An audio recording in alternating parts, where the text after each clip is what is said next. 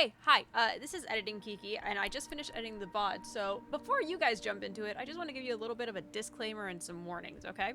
First things first, this was our first time running TTRPGs on the channel and doing so live, so there are a few issues that happened at the start.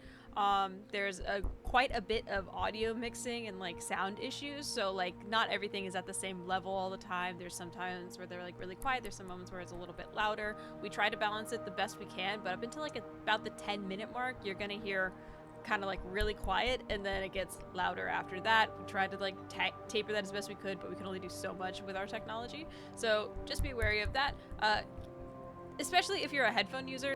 If you're playing it through a speaker, or if you have thin walls and you're in an apartment complex, maybe just be a little bit courteous of how loud you are playing this VOD at the top of it. Aside from that, this episode does have some content warnings. This is a thriller adjacent TTRPG in space, and also it's in space. What were you expecting?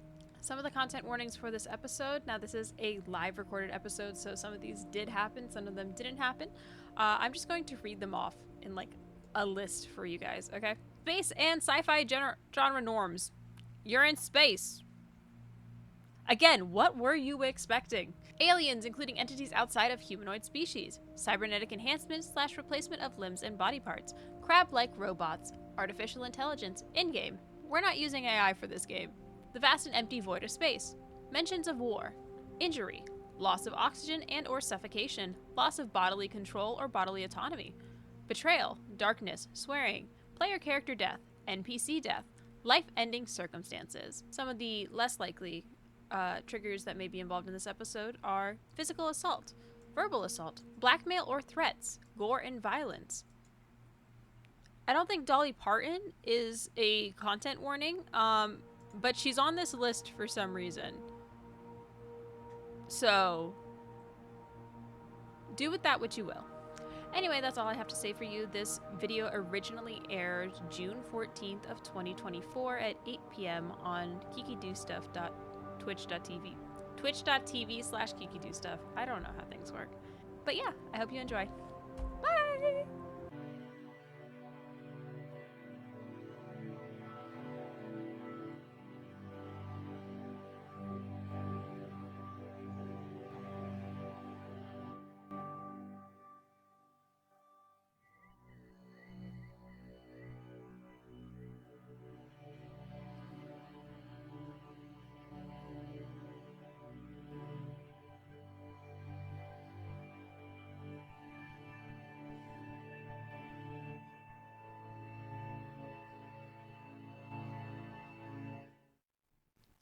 Hello, everybody, and welcome to the first episode of Project Rebirth, presented to you by DualMastersGuide. My name is Kiki. I own this here channel, and I am welcomed here today by these wonderful guests that we have, as well as my co-DM, James. Absolutely wonderful. I think I may have just gestured in the wrong direction. Don't worry, it's a work in progress. I don't have a very good intro because I'm panicking right now. But anyway, so I'm going to go ahead and get you guys to meet our cast. So we're going to go ahead and start with my second in command, my wonderful partner here. James, go ahead and introduce yourself to everyone. Hi, I'm James, and welcome to space. What were you expecting? Just so you are aware, my name is James. I go by Hugger Muggard on my own Twitch and socials. And together, Kiki and I are Dual Masters Guide, where we co-DM all the time because 2 DMs is better than 1, especially if that means you outnumber the players. And I'm going to pop it over to North. Hello, my name is Northwolf911, one half of Twisted Fates. I am on all socials as Northwolf911 or Twisted Fates. We are playing a engineer tonight, and it's going to be fun. That's all I'm going to say. And I'll pop it over to Vix. Hi, I'm Vix. I'm going to be playing Rev, who is non-binary just like I am. And I am just a humble TTRPG professional dungeon master and TikToker. So yeah. I'm going to go ahead and pop it over to Curtis. Mute buttons are hard to find in the engineering department. Hello, everyone. I'm Curtis. I'm at Hibberdigibit on the socials. Good luck spelling it. I have trouble all the time. I am a TTRPG producer, GM, player, general all around specialist, which doesn't really work. But I'm very, very excited to be here as a player playing Kids on Bikes. I hope I'm not bearing the lead there. But before we get into all the fun stuff, I'm going to pass it over to last, but certainly not least, Sierra. Hi, I'm Sierra. I like to play D&D. This is my first time playing anything Kids on Bikes. I like space, and I can do this. In before that saves the entire ship. Yeah. All right, perfect. So as some of us mentioned, we are not playing Dungeons and Dragons specific. I know the category might be a little bit misleading, but we are playing Kids on Bikes. It is a different kind of TTRPG, but is all the same amount of fun. This is not sponsored. Curtis, get that book out of here. This is what it looks like, so you can buy it at your This is friendly what it local look gaming like. store. Aside from that, we are currently raising money for the PCRF, which is the Palestine Children's Relief Fund. If you would like to donate, you can also affect our players or the instances within the game. You just go ahead and hit the exclamation donate, and it'll take you to our Tiltify page where you can look at all of the redeemables. There are also redeemables that you can get via channel points. Anything else you can think of, James? I'm here to kill some players. I am also here to kill some players. Should we just go ahead and get into it? Sure. I don't see why not. I mean, space is calling, right, engineers? Yeah. Really quick before we go ahead and start up these engines, I am going to let everybody know that this is kind of more of a thriller-themed TTRPG session. So if you have specific triggers that you might be worried about appearing, go ahead and hit exclamation CU, and you will be taken to a list of all of our CW. content. CW. I don't know letters. English is my first language and my worst. But you can go ahead and hit that, and it will take you to a list of all of our content warnings in case you're worried that something might pop up that will make you uncomfortable. Your safety is paramount, but as is ours. So, without further ado, James, go ahead and take us to space. Let's go to space. I would love to welcome everyone here on the engineering crew to just another regular day in the life here aboard the NX INDAGO III.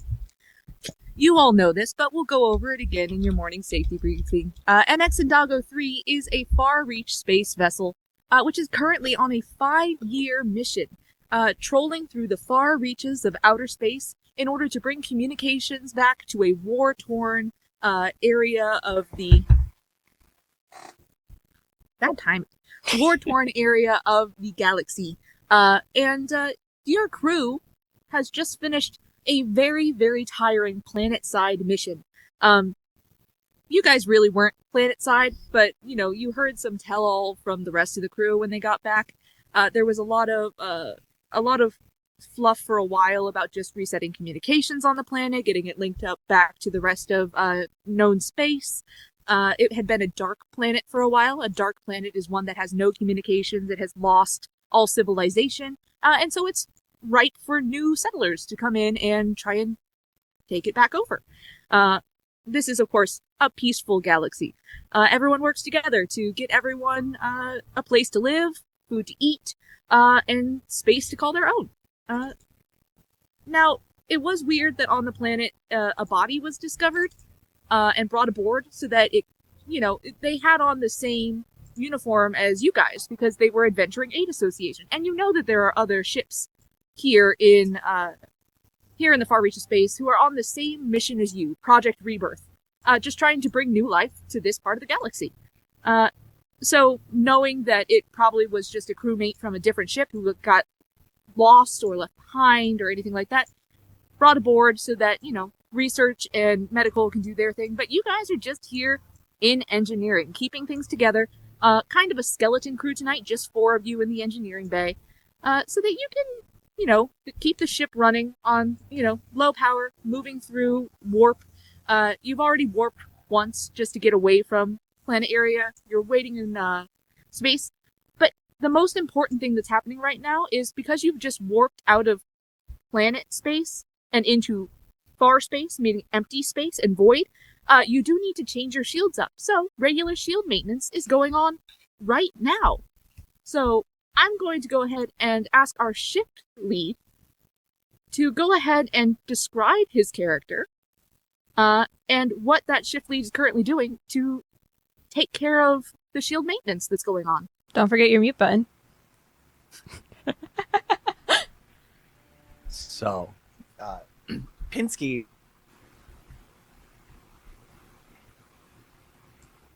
log base 2 of 3 is a squat pyramidal individual.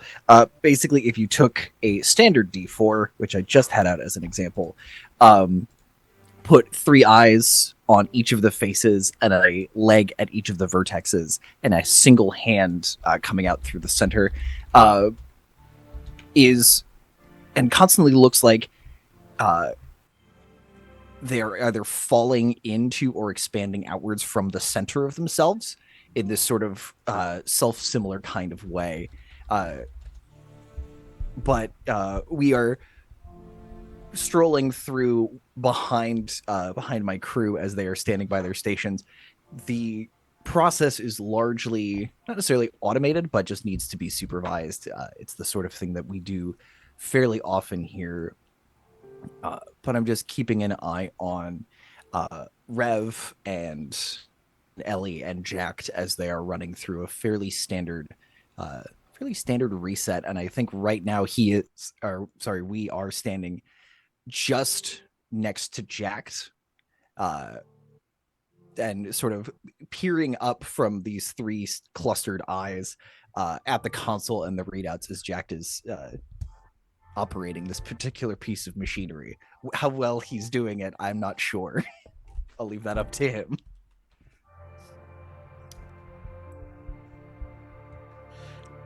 If the camera looks at Jacked, what you'll see is this big athletic man, around 6'5", very tall dude, very burly.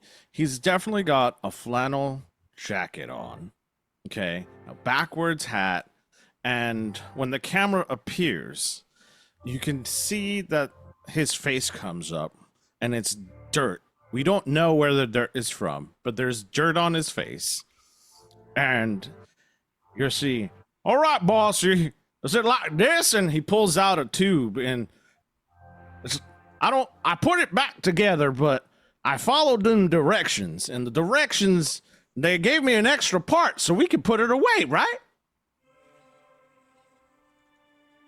I'm sorry. Where did you acquire this additional part? I What don't did know. you I was following the dismantle? directions right here. Looking over at the what directions, oh great and illustrious GMs, what instructions is Jacked pointing at? You're looking at how to maintain a shield for dummies, but it's upside down, and also reading it backwards like a manga. Yeah. It's definitely like this. You see, it says this part right here connects to this doohickey right here. And then, hold on, and he goes down and pulls out a roll of duct tape where he tears it off, and he goes, this is where it goes, and just wraps the tube over with duct tape. All fixed, all better. I'm gonna jump in here really quick. I would love, for our first roll of the game, could I get Jacked to make a specialty roll for his engineering skill? Absolutely. So his specialty, he's really good at fixing parts, specific parts. So we're gonna go ahead and roll a d12 for that, and I'm gonna tell you he's amazing tonight. He's on fire. He's got a 9/11. This is I was going to set the DC. So the DC, this was general shield maintenance. So yeah, DC was only a 6. Yeah, he got an 11. Yeah. So honestly, an 11 is 5 or more than a 6. So Plinsky, you watch as this team member of the engineering department, who by all accounts has been troublesome in the past, and isn't always on the up and up of the knowledge game of things, pulls out this duct tape with this extra part, and perfectly attaches it to the shield generator, and the shield power goes from the standard amount, jitters upward for a second, and then stabilizes at 5% more than it was previous. See, it looks better now. It looks like it's a lot better than it was before. Actually, I don't even know where this part looked like. You have done exceptionally well. Oh, thank you. You I know. You have put the meter in the happy place. Yes. I went to the school of MIT. The Magical Teleprompter Institute. MIT. When is... I believe that was in your file that the commander did show me.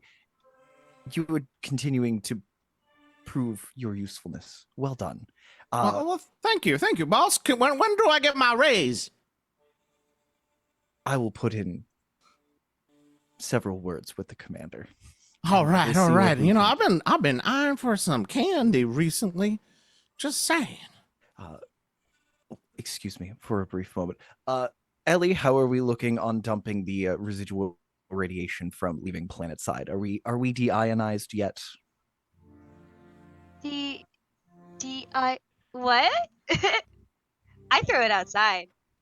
Sierra, why don't you go ahead, and on that perfect first phrase, describe Ellie for us. So Ellie is a bit of a valley girl.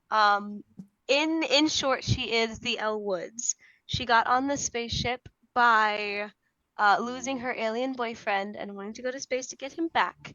And she joined the exploration team and I guess studied a lot and got on. And everybody's like, "How did you do this?" And she's like, "What? Like it's hard?"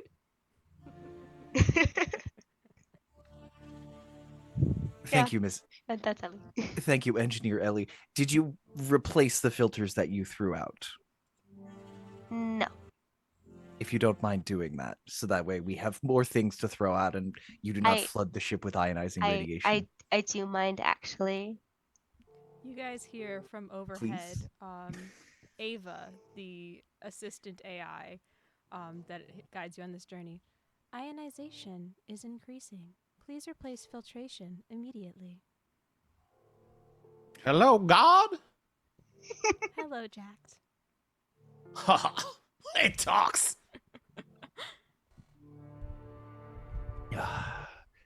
Right. Has anyone seen Engineer Rev? Oh, and you see Rev from underneath something pull out both earbuds. And go, yeah, what's going on?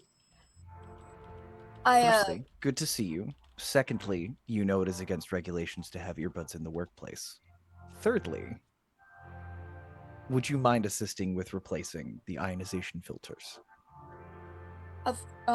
Yes. Where did we place them? Did we place them in the closet like last time? Are they outside?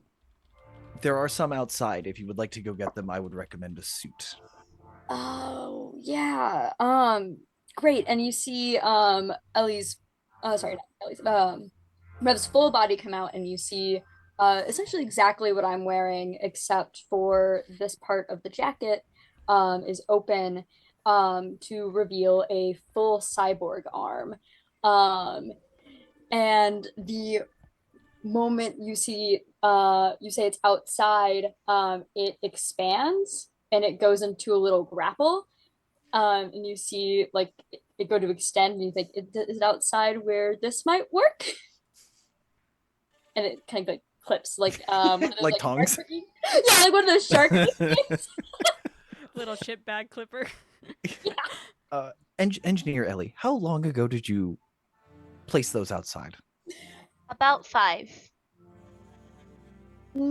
5 minutes, light years, weeks. I've reapplied my lipstick 5 times. Okay, so remember, did you Oh wait, I gotta do it a 6. Okay. That's a pretty color on you. Thank you.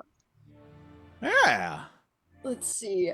Did you eat in the last 10 minutes? Oh, I don't. Okay. So I'm gonna assume I might actually need the suit. Um, I will consider those lost for now. Engineer Jack, would you mind helping me retrieve the other filters? And you see Jack just sigh. He walks over to his locker and out from his locker his nice space helmet. I have my space helmet. Engineer It looks Jack, great. yes. It does suit- look good. the Thank suit you, will not pretty be lady. necessary. I merely need you to move the containers. I have large, heavy things that require only your expertise. Fine. Where's these containers now? Just kind of with one of the hands on the right hand facing face of the pyramid, pointing over to where there are like several large, like industrial, like almost pallet sized, like steel crates.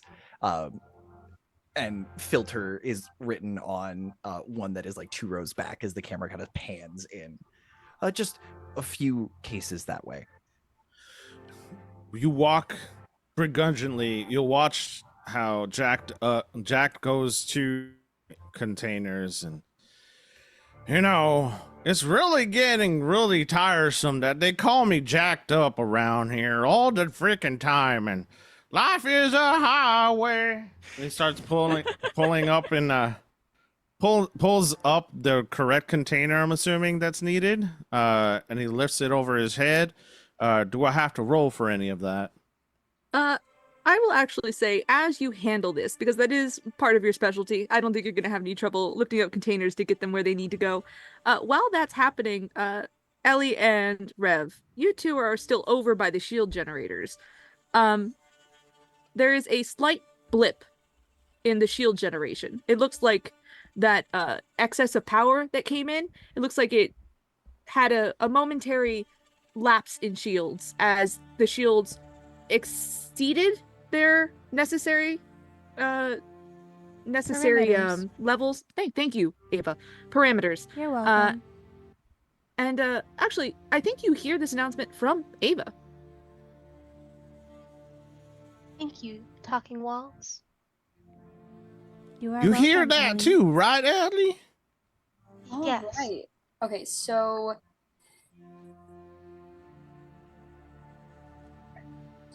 let's see.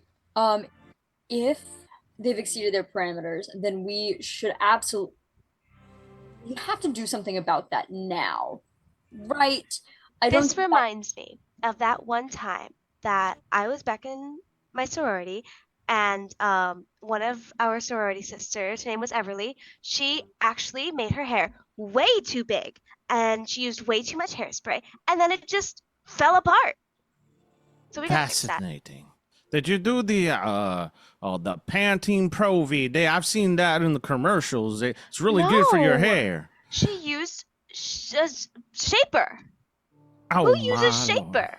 What is shaper? Everybody know you got to grab that Exactly. Pantene Pro V, or the That's what Garnier, I which is the said. fruity ones with the green bottle. Everybody knows that. You got to put that and put it in a little. You got to squirt a dollop on your hand, and then you just got to rub it together and just. No, a dollop is too much. You only need a dime-sized amount.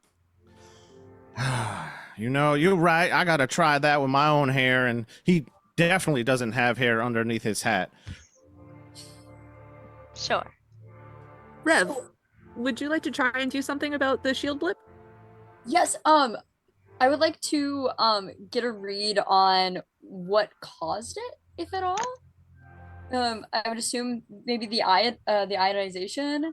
But I What do you think, Kiki? Brains roll? Yeah, I'm thinking this is a brains roll. What's our DC?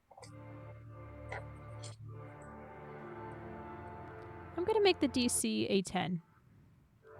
Oh, okay. I actually roll 20 for brains, so I'll just Would you like to take half? yeah, I'll just take half. All right. James? So you take a look at the shield generator, and as you are looking through the log after Ava announces that there had been a blip, and while all of the conversation is going on among the other engineers, you scroll down the touchscreen and find that there was a moment where the shields simply turned off and then turned back on, which you know can only happen via an internal decision, whether from the bridge or from the engineering department here, uh, maybe through the AI assistant with a verbal command, things like that. So it's something that has to be done within ship. It doesn't look like something necessarily from the outside did anything.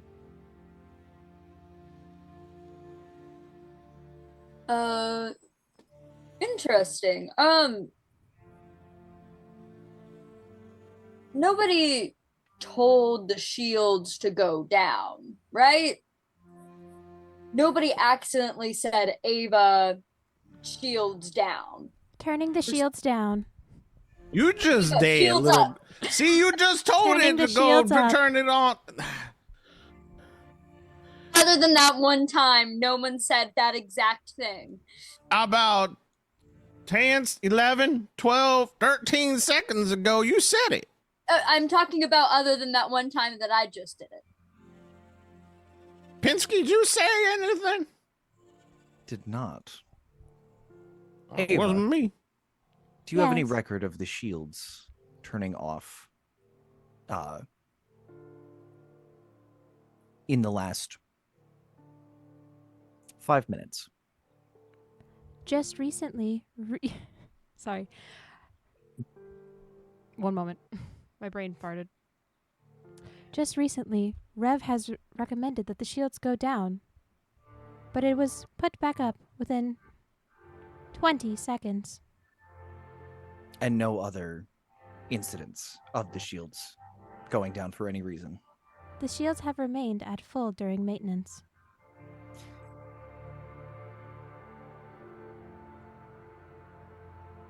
Thank you, Ava.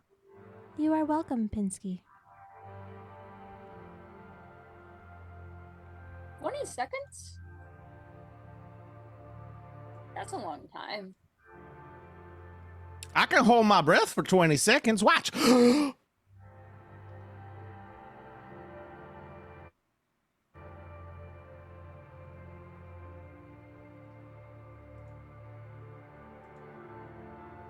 Shipmate counting? I can Pinsky, count. Jack is losing oxygen. It's been You know what? Yeah. How about Jack? Why don't you make a grit roll for us? Yeah. We're gonna put the DC Yeah. since you're holding your breath for an extended period of time. Let's make the DC 10 again. Okay. All right. What I are you got rolling this. for grit? All right. Grit. Good thing I got high grit. Does a 9? Ooh, just one short. So Jack, you're gonna take a failure token. And my engineers, you all watch. It's not too bad of a failure, Jack. You start to feel a little dizzy as you're holding your breath. And there's a bit of a moment where you forget why you're holding your breath, but you know you're holding it. And then you have to make a decision of, do I breathe really quick and pretend that I'm still holding my breath? Or do I go with it and I fall over?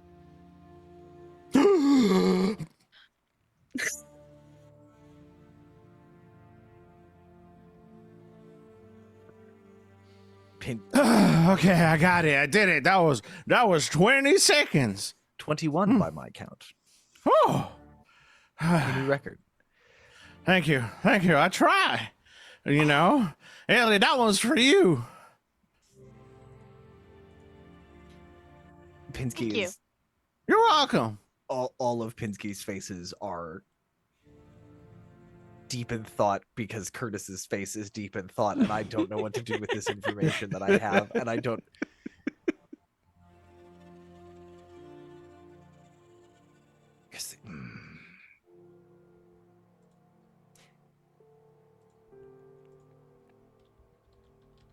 We are aware that the shields how did you say Rev? Flipped. Essentially flipped. They were turned on and off again, relatively quickly. According to Ava, within 20 seconds. That is enough time for damage, though. I That's enough have a time for Jack to hold question. his breath. Yeah. I have a question. Don't you have to be inside the ship to do that? So since none of us did it, wouldn't that mean that somebody else is awake? I mean, yeah, but there's plenty of people on the ship. I mean, like, I just saw John from accounting go get snacks. But John from accounting also shouldn't know the codes. How about the John from accounting is captain? also- John from God. accounting is also in the medical unit. So you are correct. He should not have those codes. As you say this, you hear overhead as lights begin to flash. Warning, cooling system failure at warp core. Warning, cooling system failure at warp core. Do- You hear Rev make like their name, I guess, and just bust like complete and total butt towards the cooling systems. And I do imagine that they do have some kind of like Healy type system on their shoes since they have body modifications on their arms. I imagine they've made their shoes into like some cool wheelie type shoes. This is an And so OSHA you violation. Definitely. running, and eventually it's just wheels from there on out. Ellie is going to start like joyfully skipping towards the cafeteria. Where are you going? Grabbing I'm a going snack? to get ice. I'm gonna cool it down. Ice. You know what? That's not a bad Do you want idea. to come with me? Yeah. Yeah. But this time we're gonna line dance over there, okay? What you wearing in that headphones of yours? Never got around with Georgia. No. Why not?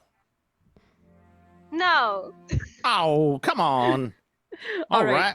You Please guys, hurry with the ice, and Pinsky will turn, and like all of the legs kind of moving fast enough that they're these crystals sort of at the vertexes of this pyramid shape are starting to sort of strain, and you are seeing almost like an after image as all the versions of Pinsky that are contained in the closed set are just booking it.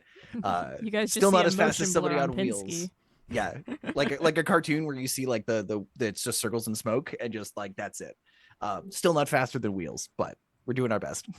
It is, the image is absolutely killing me of like a split screen and like serious music of them like skipping to go get ice. Like, just like running at like light speed. Like the Terminator music is playing for them, but we've got like everywhere you look, the soundtrack got in my swapped. brain, it's I'm spinning like a ballerina. Oh, even better.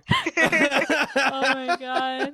Okay, so as Rev and Pinsky head over past the engine block toward the warp core and the cooling unit, we have Ellie and Jack heading to the break room. And correct me, are you going to just the engineering department's break room, or are you going to go up the lift and to the actual cafeteria? The large mess is in the crew quarters, but you guys do have a small break room down here that you use most often because nobody wants you tracking oil mid-shift up to, crew quarters. That is a great point. I wouldn't want to go all the way upstairs, so if there is a like soda machine with like ice in the break room, like the normal break room, I would probably go there. You have one of those Coca-Cola freestyle machines, actually. I love that. It works about half the time, but Yeah. it works. You think for a bunch of engineers. It Yeah, actually have to only kick works. it. It only works half the time because people have tried fixing it so much. Yeah. Yeah. Everybody keeps thinking they're going to add an upgrade to it, but it's actually just an issue. On the way there, I start telling Jack a story about one time we were having a sorority pool party and one of the girls got heat stroke. So we grabbed a bunch of ice and Wow. put it on her. That's really smart of you, Ellie. Thank you. I That's my knew idea. that. You're a very smart lady. You know that? Thank you. Not very many Yeah. people say that. Oh, no. You're very smart. You should belong in engineering. Exactly. I am Warning, just on the warp- marketing team, Warp but core level is reaching critical. Warning. I think that's a bad thing, Ellie. I think we need to hurry up with this ice. yeah. So Okay. as you two gather up all of the ice packs and ice that are in the break room, Rev and Pinsky, what are your plans as you approach the warp core? Okay. Immediately running diagnostics on it again. I think like initially like what's causing it to overheat. Okay. So if you would like to run diagnostics, I'm going to ask for another brain roll. And as you do so, we're going to set this DC at 12. Wonderful. Ooh, 9. Ooh, so you're going to take a failure token. And with a 9, not a critical failure, but a failure nonetheless, you get there first with your Heelys. And as you approach, you sort of like, you don't slam up against the wall that has the diagnostic screen on it, but you do like push into it and you tilt the screen a little to the side. And by the time you turn it back around, you realize there's a white band down the center of it, where the screen has stopped working because you pushed the LCD in a little too hard. Too soon. So the section that should show you the levels is now currently blocked. So you can see that there is an error. You can see that the level of heat is too high, but the thing that would usually tell you like what part of it is failing at the moment is covered up by a broken white screen. Oh, okay. Okay, cool.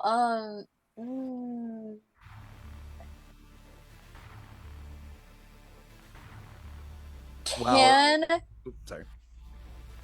Oh, I don't know. You see, like, you immediately see Rev go, and then see the heel part of the Healy disengage, and then back away, and just go, that was like that before, and it won't be later, but not right now. There are bigger issues. Pinsky sort of reaches. Do we have comm badges? You do. Okay. Reaches up, hits the comm to whoever's on the bridge. Goes, Pinsky to bridge. We are aware of the problem and we are resolving it as quickly as we can. Please do not distract me unless you wish to become a degeneracy with the rest of us. Boop. And turns it off. And can I, with my knowledge of warp cores, can I look at the core and see what's see if I can figure out what's going on and why the core isn't, not necessarily by a readout, but looking at the core itself, if there's any weirdness to it. I think that would be a specialty roll, for a warp core boy. Yes, this would be specialty. Our warp core boys. Warp core let's boys. Go ahead. And what do you want to set that DC at? If Pinsky is doing it alone because you have the same technology of the warp core, you're not allowed to get too close to it, and you know this. Mm-hmm. Correct. So I'm standing near the door like a good leader. I'm going to say away this is from the going source to of the be explosion. a DC of 14. I will have to explode to make this happen. Outstanding. 'Cause- I can help, maybe? Chat, this is a great time to let you know about some of our redeems. You can actually redeem an instant explosion or upping a dice to be something higher than what you currently have. What's your specialty dice currently at, Pinsky? D12. D12. So you could swap that for a D20 if you just either go into the channel points and you have enough points, or if you'd like to make a generous donation to the PCRF Foundation, you can give Pinsky right now a D20 instead of a D12. Anyway, you want to go ahead and try to roll that? Oh boy. Let us see what occurs. Let's see. That is a 12. That explodes. Ooh. So, for the viewers at home, rolling the maximum value on the die means I get to keep that 12 and roll again. This is the part where the die absolutely turns around and gives me a 1. Let's see what happens. Praying for two. 3. So 15. Let's go. Let's go. God, I have dramatic dice. they So couldn't have made that easy. you look in at this room with the warp core. This giant crystalline structure that you know powers the ship and gets it to where it needs to go through space, essentially. Without this, your ship is dead in the water. And you see just barely, slightly behind one of the pipes that plugs into this giant crystalline structure, and there are several sticking out of it. One of them seems to have been deactivated. It is no longer glowing. And these are usually remotely controlled. What would you like Remotely to do? controlled as in like from an engineering station, or from the bridge, or from From an engineering station. You are able to turn these on and off at will, usually. They do take a high level of clearance, though, one that you specifically possess. As Rev is like, it wasn't me. One face is like looking at the core, and the other face is turned to you. Turn to you, Rev, and you hear, Rev, right hand side, third pylon up. Take a look at it's been deactivated. Please take a look at it, see if it's a mechanical failing. And I will move over to, like, keeping the one face at you, I'll just like move while still facing you towards another console and see if I can remotely move it. Oh, okay. So just to make sure, how close can I get to the mechanical failing? Can I straight up get like in it?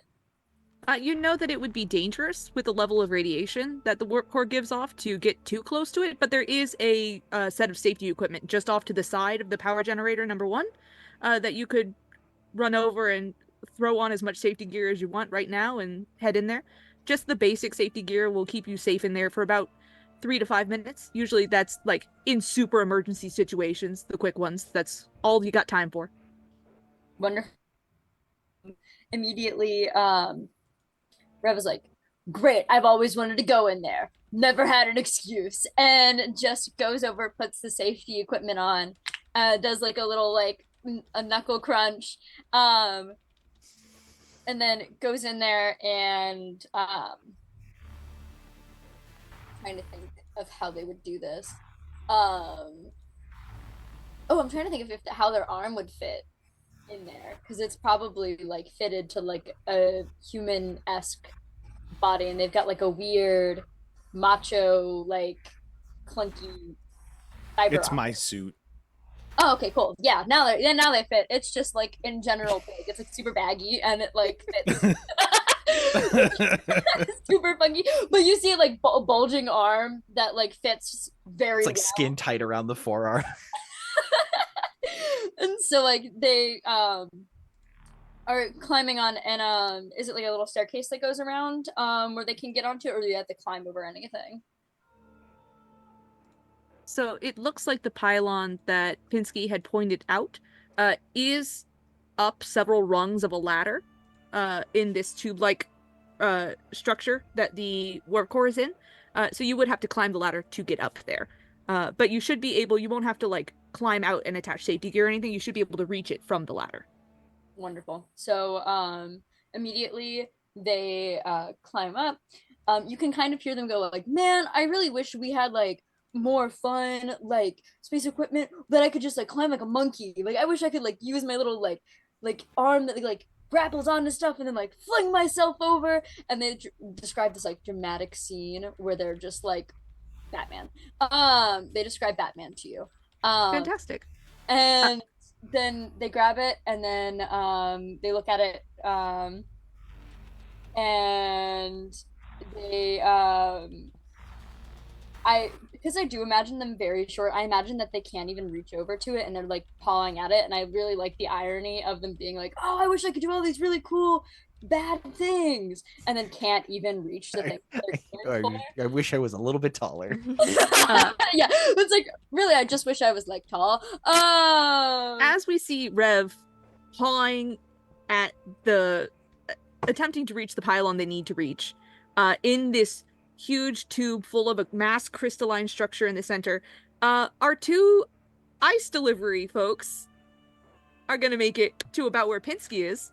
And while you are trying to reach Rev up there, what are our folks doing with that ice that they just walked up with? You have gathered basically like a salad bowl's worth of ice from the Coke machine, and Jack, you have like 3 big packages of frozen chicken nuggets. Yes. I can we see Rev from where we're standing? Yeah. Okay. So he's gonna put down the chicken nuggies. He's gonna take out his Zune, and he's gonna press his comm button and turn his Zune player on to the Mission Impossible theme song as he watches through the glass. Just some inspirational music, you know. All right. Ellie, any plans for your ice? I'm gonna ask them where they want me to put it.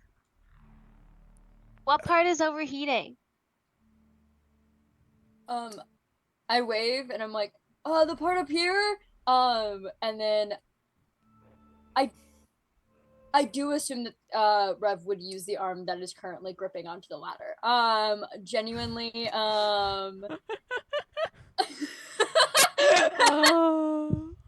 You know, let's do a flight roll real quick. Yeah.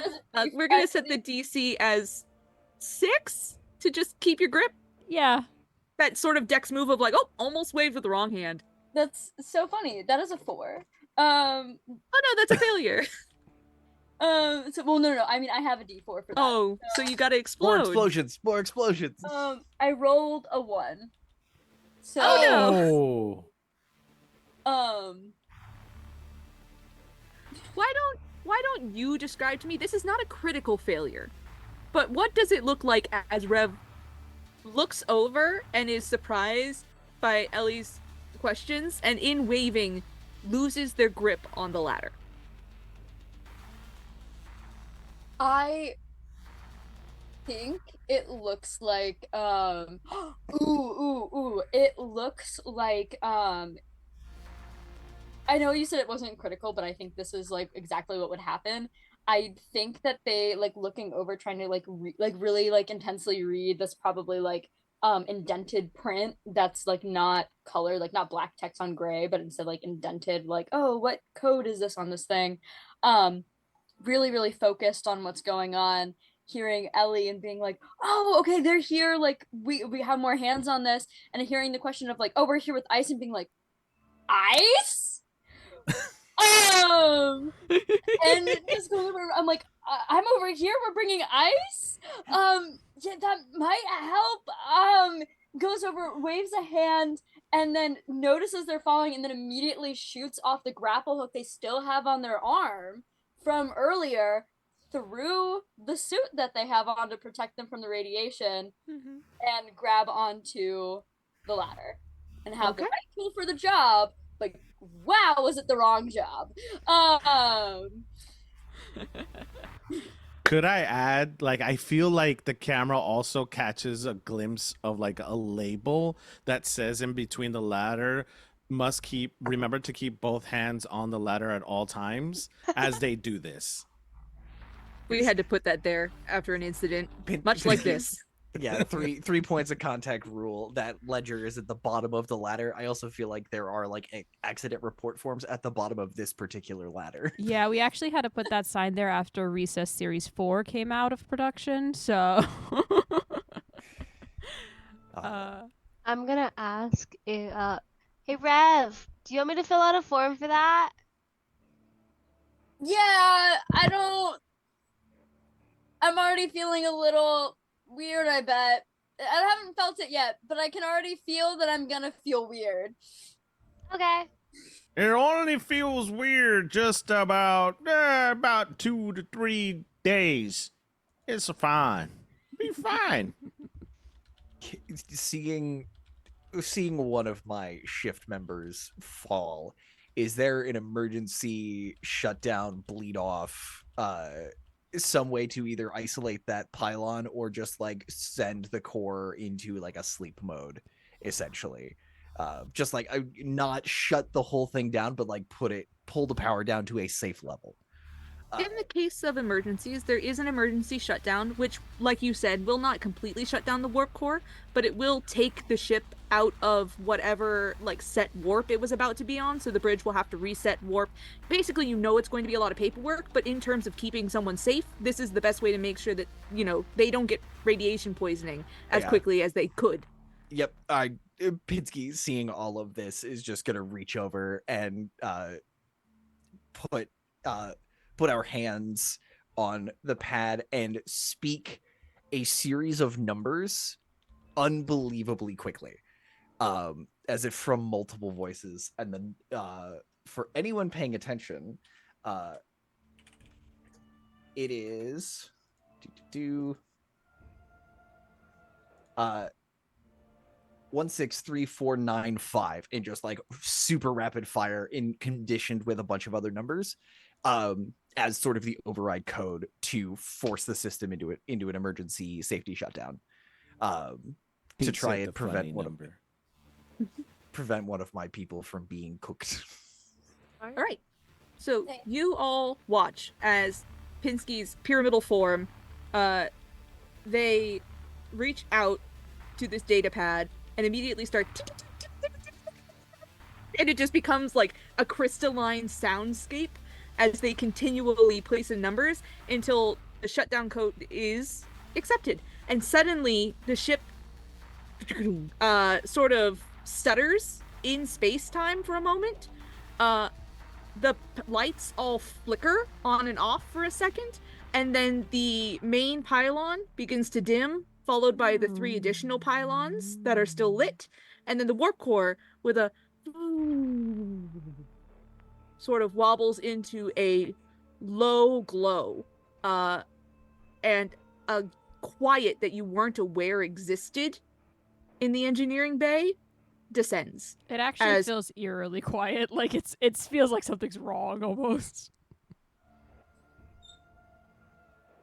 That's just because it's never quiet in engineering, is it? Rev, you have been exposed to some major radiation in the last few minutes. In the last few seconds, really. What we would like is a grit roll to determine how badly affected you are in this short period of time. Okay. And we're going to keep that DC a secret. Wonderful. All right. Secret radiation poisoning is my favorite kind of radiation poisoning. Surprise! So poorly. I got out my fun dice, and they're betraying me. I rolled a 2. Ooh. Okay, you can go ahead and mark down a failure, but we'll tell you what happens later. And Vix, I will also remind you, in case you didn't see the message, you did receive a reroll from one of our anonymous donors.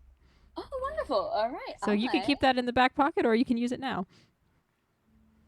I do think I'm gonna keep it in back pocket because I think the concept drama.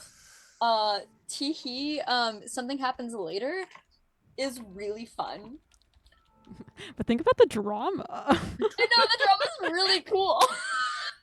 So, as the warp core goes into a sort of stasis mode, and Rev, as you are able to stumble out of the warp core block, because now the warp core is stable. You were trying to do things the quick way and get it fixed so that you guys didn't have to drop out of warp as a whole ship with something going wrong, but now there's really no point in trying to fix it immediately. You can do this the safe, slow way, because you're going to have to do a restart on it anyway, and get it back up to power safely, you know, the standardized way.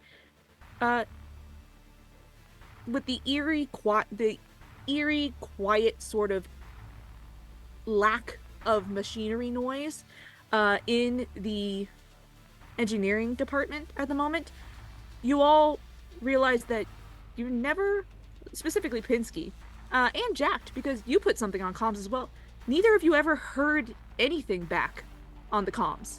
Jacked, no one told you to keep it to the music channel. And Pinsky, you didn't receive anything from the bridge. Hits the badge just to see if there's there's any sound of the receiving signal, and also to report up to whoever's commanding this shift. Just gonna, is there Is it an open line? You do not hear any open line of communication.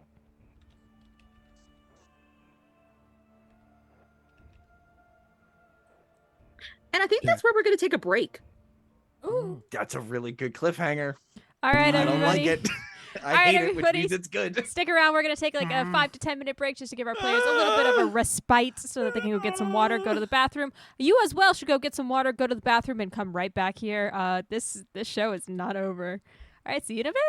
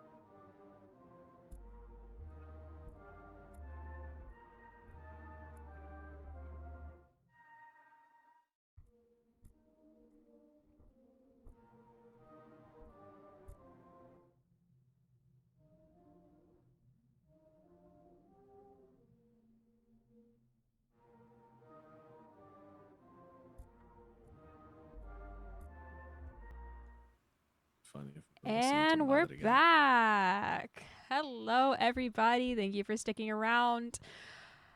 Let's get back into it. Last we left off our players about 10 minutes ago, they realized that they don't have any communications with the bridge or any open line. Let's see how they're handling that. I really wanted to start screaming, but Pinsky doesn't scream. So Why don't we just call them? I think you said that we can't call them, or the comms is down, or Okay, why don't we text them? we. that is a good strategy, Ellie. Would you mind seeing if you can reach the bridge on one of these consoles? Text them, try. if you please. I would like to attempt to pull out whatever communication device that I have that isn't the one for like talking.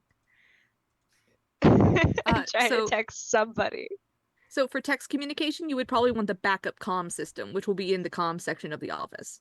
Okay, I will go over there. All right. Uh, Ellie, you head over to the office. Real quick. Yeah. Can I request having one of the other have Jack or Rev accompany Ellie, just because there is we have had two things go awry that should not have. I believe we should be working in teams in case of another thing going awry. Yeah, I'll go with Ellie. Okay. Wait, can you make the noises? Huh? No, Rev. Rev, What? can you make the noises? Which Yeah!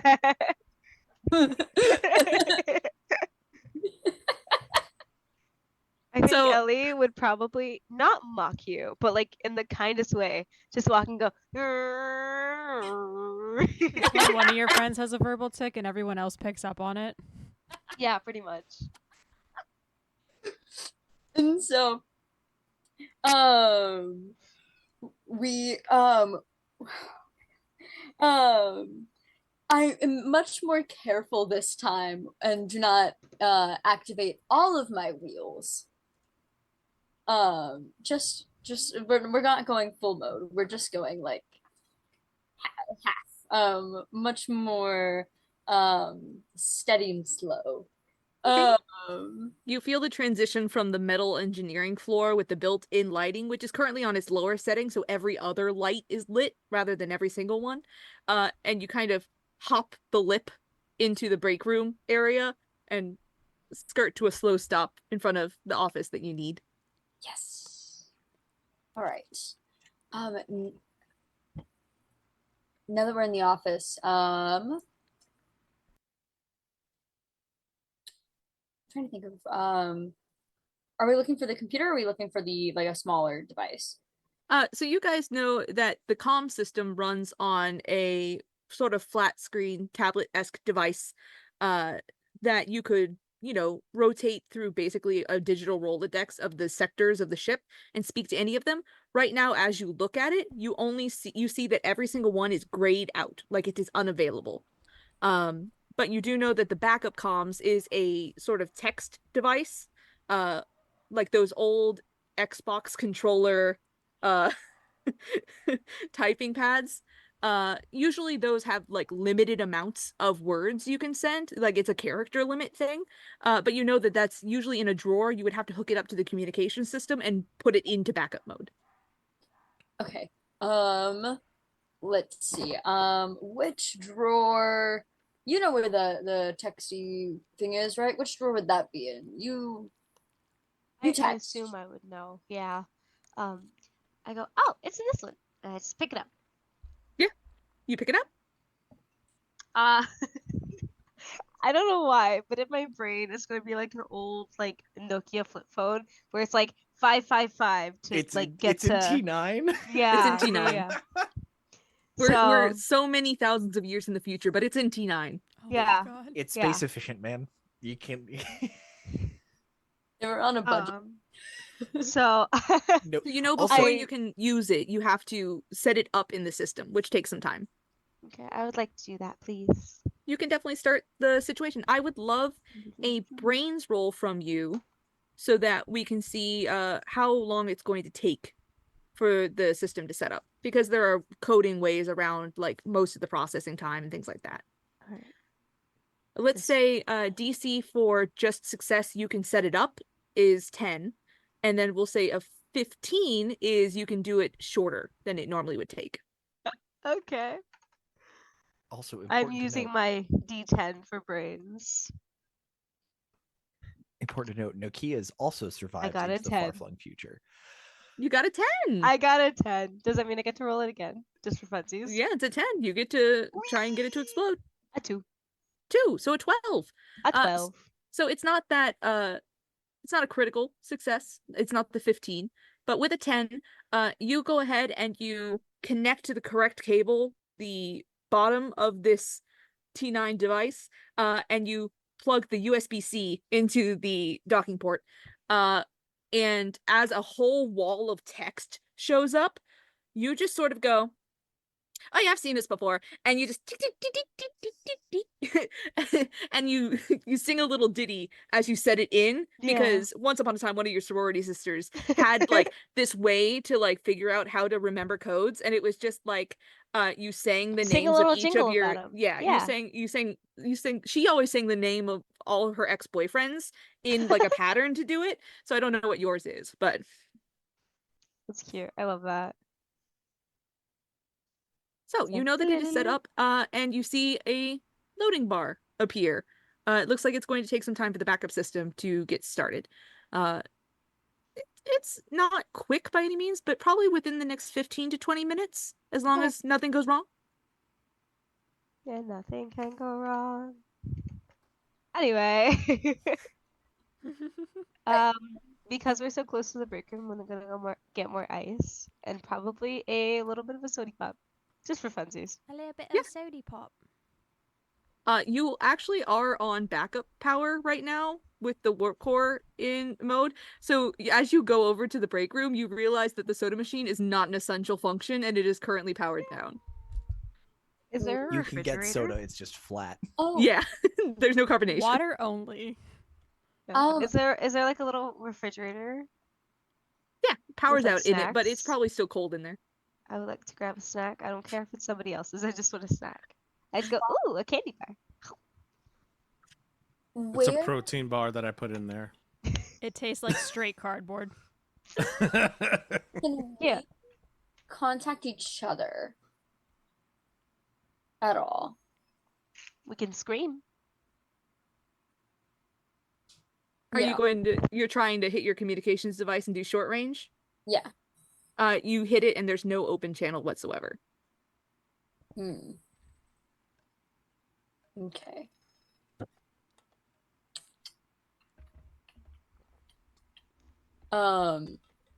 I did I see the code for the exact like which one was broken on the warp core to see which one needed to be fixed? Or was oh yeah, sorry. No. While you were up there, you absolutely saw the pylon. You just were having trouble reaching it. So you do know which area, like, what's out. You didn't get a chance to, like, actually pull down the mechanics of it and see if it was an interior mechanical problem or if it was digital. Okay. But you got all the time in the world right now. Well, at least 15 minutes.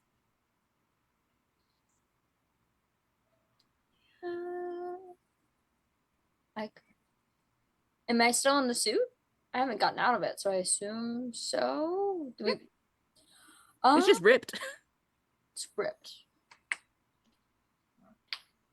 Okay. Could I?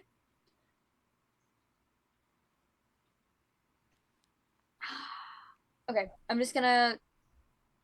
No, I'm gonna think on it. What we are watching is Rev attempt to decide if they want to try and finagle a way to keep the suit safe for them, or if they're going to trust Ellie or Jack to fix the thing because Pinsky can't touch it. You actually said I have a suggestion. If Rev goes after this pylon-looking thing, I think he's gonna go over to the gravity regulator and touch a button so that you can get up a little bit faster because he saw it in a movie once. Oh, so you would like to attempt to distort gravity to just make it a little easier for Rev to get up there? Oh, yeah. Sounds like an engineering check to me, unless we want to make this brains, Kiki. How familiar do you think Jack is with the gravity reversal system? Depends on when it was installed. If it's something that's brand spanking new, then not very familiar. But if it's been there for a while, I think he's got a little bit of knowledge on that. It was definitely installed after the 2010s. He's got some knowledge about it. Okay. He's got some knowledge about it. I would say we can make this. I'm going to make this a brains roll. All right. That's fine. What do you set the Okay. DC at? I'm going to make the DC like a 5. That's perfectly fine because I got a D4. That's fine. I was gonna say, can Pinsky assist with this plan? How would Pinsky like to assist from beyond? It's because Jack and I are in the core. True. Correct. Yes. Like, yeah, I wasn't sure if Jack is operating things on like a switch at the station, being like steering him away from the like auto destruct or emergency re-engage, or making sure he doesn't poison the space-time reality warping object that we're currently sitting around. It'll be fine. And it'll be fine. You gotta trust in me, Pinsky. I know how to work these thingamajiggies. You gotta turn that thingamajiggy mob and that thingamajiggy mob and that other thing over there. It'll be just fine. And he's just touching buttons and stuff. And I already rolled, by the way. It's a 4, so I gotta re-roll for it. But you know. All right, it explodes. Roll again to add. Pinsky's at another console. That's a 3, just so making- that's a 7. And that's a success. That is a success. So like, he's just touching thingamajibs and thingamabobs and doodahee what's and you know what's, and he takes out the little like wrench. He looks at it and he's like, this thing ain't working. He's about to hit it. He's like, hold on. Puts the wrench down and kicks it, and then it turns on. So, as you're pushing and pulling thingamabobs and doohickeys, and you get to a wrench, and you're like, no, that's not the right answer, and then you kick this machine, a panel opens, and it raises out an N64 controller. Hell yeah, just like back in the day. I know how to deal with this. And he just presses up, left, right, down, right, A, B, start select, and then the gravity goes You guys That should make it better. you guys witness, or more like feel, as the gravity just starts to release and becomes a lot easier to levitate, so to speak. Oh, We're talking like moon gravity now, so Yeah. it's way easier to move around. Your standing jump is doubled. oh. Oh my gosh. I think I lost that 10 pounds. You didn't need to lose the 10 pounds, honey. You were looking great. I don't know what they did, but I know what I need to do. I'm gonna be right back, I promise. Don't don't I don't let anything happen. Maybe? I don't know what weird stuff is happening. But don't let it happen. And Rev goes "Ruff, ruff," and both of their like little wheels show up and they begin roller skating. Essentially, they would never call it that. To the other room, and I'm assuming they bounce a little while roller skating. So I'm assuming that this is not working out for them how they would plan for.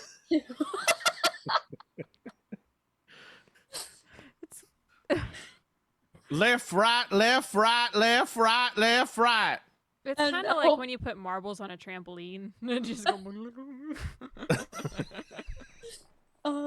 And if that doesn't incur any consequences, they're probably like, "Ooh, that wasn't what I wanted." And they just like put them back in their shoes, and they're like, "All right, I'm just gonna run like normal."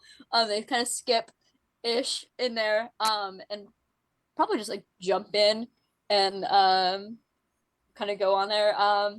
Remember to keep both hands. 2 points of contact at all times. Oh, it is working. Excellent. And then they try to just immediately jump right in. Do I have to roll anything to like? Before any rolls, I'd like to ask: are you going to do anything to your suit before you go in? I'm gonna have the little clasps on it. Try to keep it closed. Like they're gonna take both sides and then like have an iron grip, and pull inwards, so it'll have like as little gaps as possible on the inside. So what I'm picturing right now is like if you took a jacket and then you grabbed it from the inside and just pulled it in. Is that what's going on? Let me like give the situation. I'm wearing a jacket, so like this. Mm-hmm. Yeah. Okay. Perfect. Great, Excellent. great. Space OSHA is going to be be all over this. Listen, Gosh. radiation If is it no match don't for work, I affordability. got some duct tape that can always be used. You hear duct tape, and immediately you see. Oh,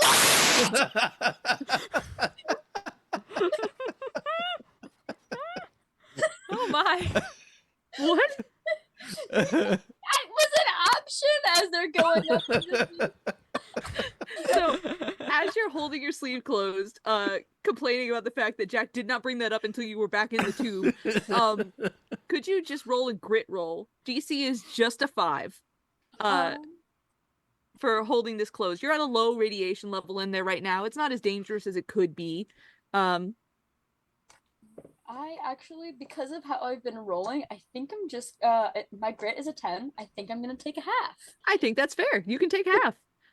So you do not think you're incurring any additional radiation damage as you leap up. And you make contact with the ladder, and you can safely, 2 hands at a time, climb up the ladder to this pylon and take a look at it. So I'm assuming I'm kind of going like this on the ladder, and go up there, grab onto the type, open it, and then like kind of like go in there and just kind of go like, okay, cool, like what's this little thing and what's that little thing, and what do I see inside? You see no mechanical abnormalities, which means that you're pretty sure it would have been a systems decision to turn off this pylon. So someone would have had to input a code, make a verbal request, maybe something could have been set to go down as if they preset maintenance. but it would have had to be through any sort of digital means rather than physical means. There's no turn off at this location. I close it, and then I look at the ground, and do I feel like the gravity situation is decent enough that I could do like a triple backflip onto the ground safely? But like without having to do like a flight test, just like I could. You just could certainly try. You know what? I like it. Okay, I'm gonna try. Okay. Flight, right? Yep, flight check. This is going to be a DC of 5. Okay. I get a 1. So take a failure token. Okay. As a reminder, I think Rev's the one with the most failure tokens right now. You guys can use those to help yourself for others on rolls where they just barely miss and you need to stack some on. North shaking his head like, nope, they're in their own. They're on their own. Okay. God, how does it? Oh, okay. So you go to do a backflip, and in normal gravity, this would probably be a lot easier to calculate. But with the slightly lessened gravity, with this moon jump gravity sort of vibe, you go to lift off and forget that in pushing something, you are accelerating yourself much more than you realize. And as you flip, you actually graze the warp core. No!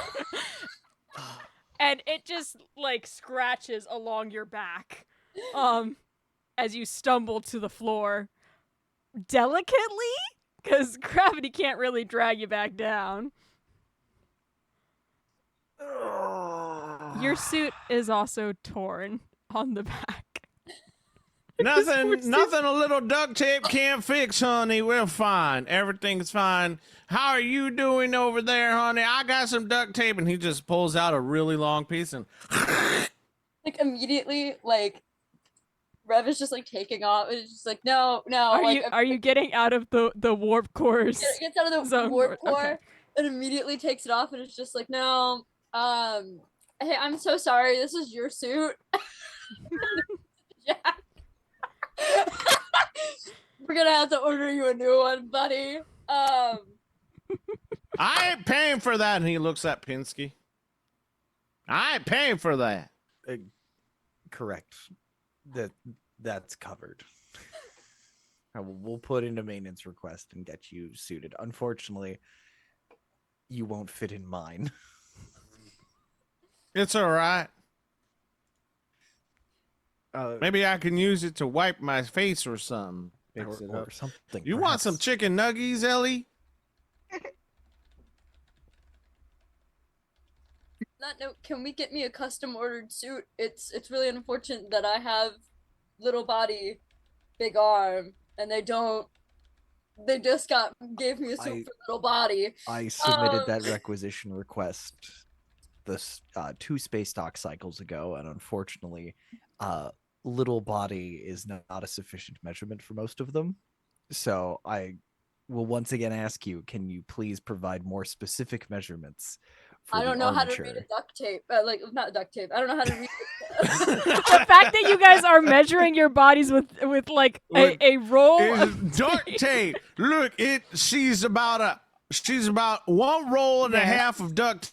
I told you, that's how big she is. That should be more than enough for these systems people to know how tall she is. They.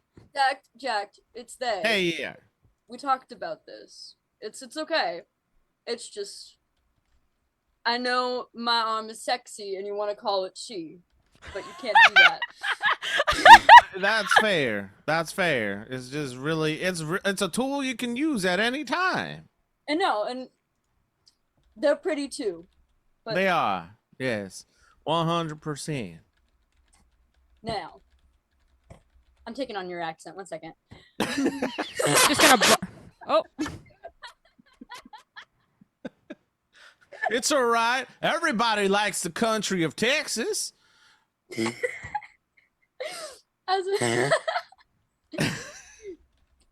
gotta give a second because I'm literally really bad. I'll vamp for you. As all of this tomfoolery is happening, and my team is completely ignoring the one instruction that I gave, that we gave, Pinsky is going through and looking for any sign of where that command was input, if there's any record of that command being input, or barring that, any gaps in terminal use in engineering specifically. Okay. So like either somebody put in a command that from engineering they weren't supposed to, or someone put in a command and deleted it and left a gap. Because I love my team, but that seems awfully surreptitious for most of them to like. So they're good sorts. I will say that since you are a shift lead, this is something that would fall under your specialty. So you can roll specialty for that. The DC is 10. Sierra, do you have something to say? Am I still waiting in comms? I never left. It's up to you. It's You up could to have you, walked baby. away. I went to get a snack. You gotta The come break back at room's any right time. there. I was just in the break room. You're on the same floor. You hear a bit of commotion from over near the warp core. I heard the word surreptitious and I went, huh? You hear something about a Syrup? sexy arm, Are they you talking know. about pancakes? Sexy arm and syrup, and it like things have gotten real Yeah. weird. Things really feel a lot like college again. Jack Yeah. opened up the bags of frozen chicken nuggets and is trying to find a way to heat them up. By the warp core? Yeah, You the just- warp core is honestly probably the Wait, warmest wait. place in the room right now. You just pulled Please them out of your irradiate pocket? these- No, No. he had them earlier. No. Yeah, Oh, he had okay. them earlier. That was Okay. his ice. I missed it. That was the ice. Let me pull out my frozen bag of dino nuggies I carry with me everywhere. He's just getting them microwaved, All guys. right. That being said, though, So specialty. specialty. Could I roll brains instead? Give me your argument. This is a like stepping through and eliminating possibilities and thinking through like I'm checking for this information specifically, not like as a shift lead. That's why I'm discounting my team, because one, I trust them implicitly. Two, this is not their speed. The fact that we've had two things, I now have 2 points of a line segment, and I'm trying to find a pattern. So I'm trying to. Let me rephrase. I have one anomaly. I'm trying something. If I can find a second anomaly, I can start building a data set, and I can begin finding a pattern in this thing. Okay. Go ahead and roll me brains, and I'm going to say that the DC is a 10. I haven't gotten a. You're looking for very specific information. Yeah, I could take a 10, and that's the thing. Because if I my brains is a 20, I could take half. Do you want to take half, or do you want to take I'll a take chance? half. I want to risk it, but this seems relevant to what's Wanting to going risk on. it for the biscuit and refusing. I appreciate It's- that. I see the biscuit and I step away from the biscuit. I see the biscuit and remember I'm gluten-free today. Never. So, what you find as you're going through these logs, you go through everyone in engineering. None of them really have clearance to touch the warp core aside from general maintenance. And since the cooling system is something very vital Shitty to got the something very vital to the warp core, it's not something many people can touch. You know for a fact Jack cannot touch it. Aside from that, you don't see any records of anyone in engineering, anyone on the other shift touching it. You look in for those in officers, and you don't see any names popping up having affiliation with Warp Core or any of its defunct programs. Right.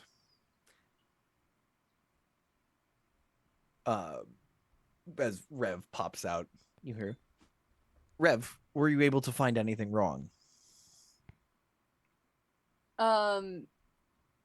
No. So all we found out is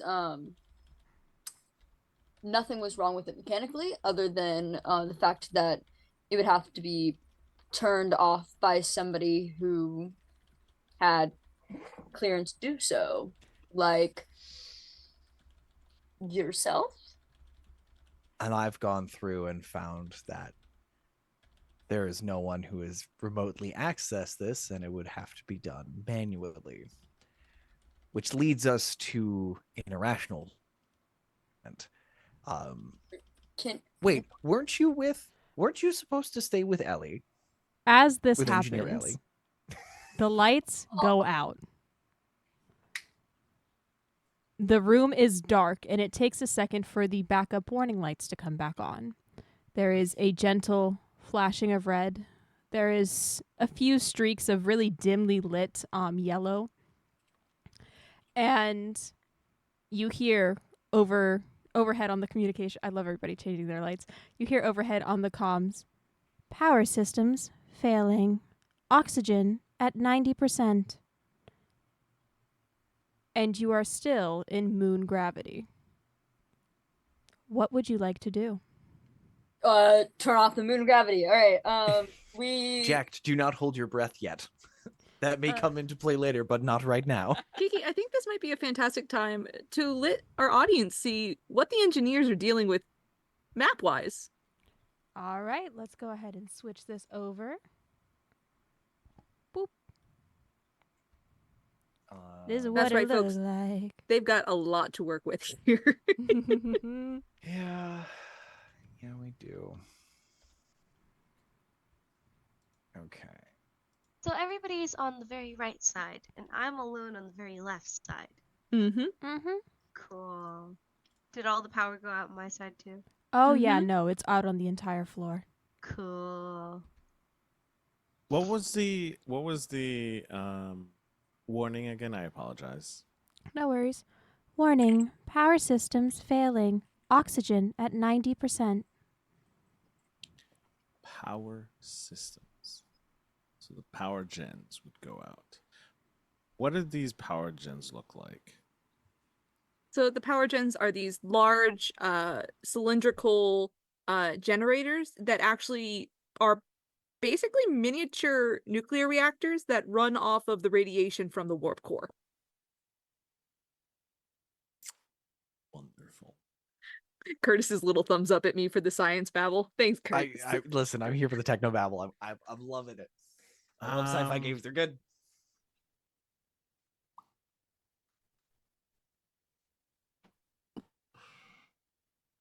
So earlier,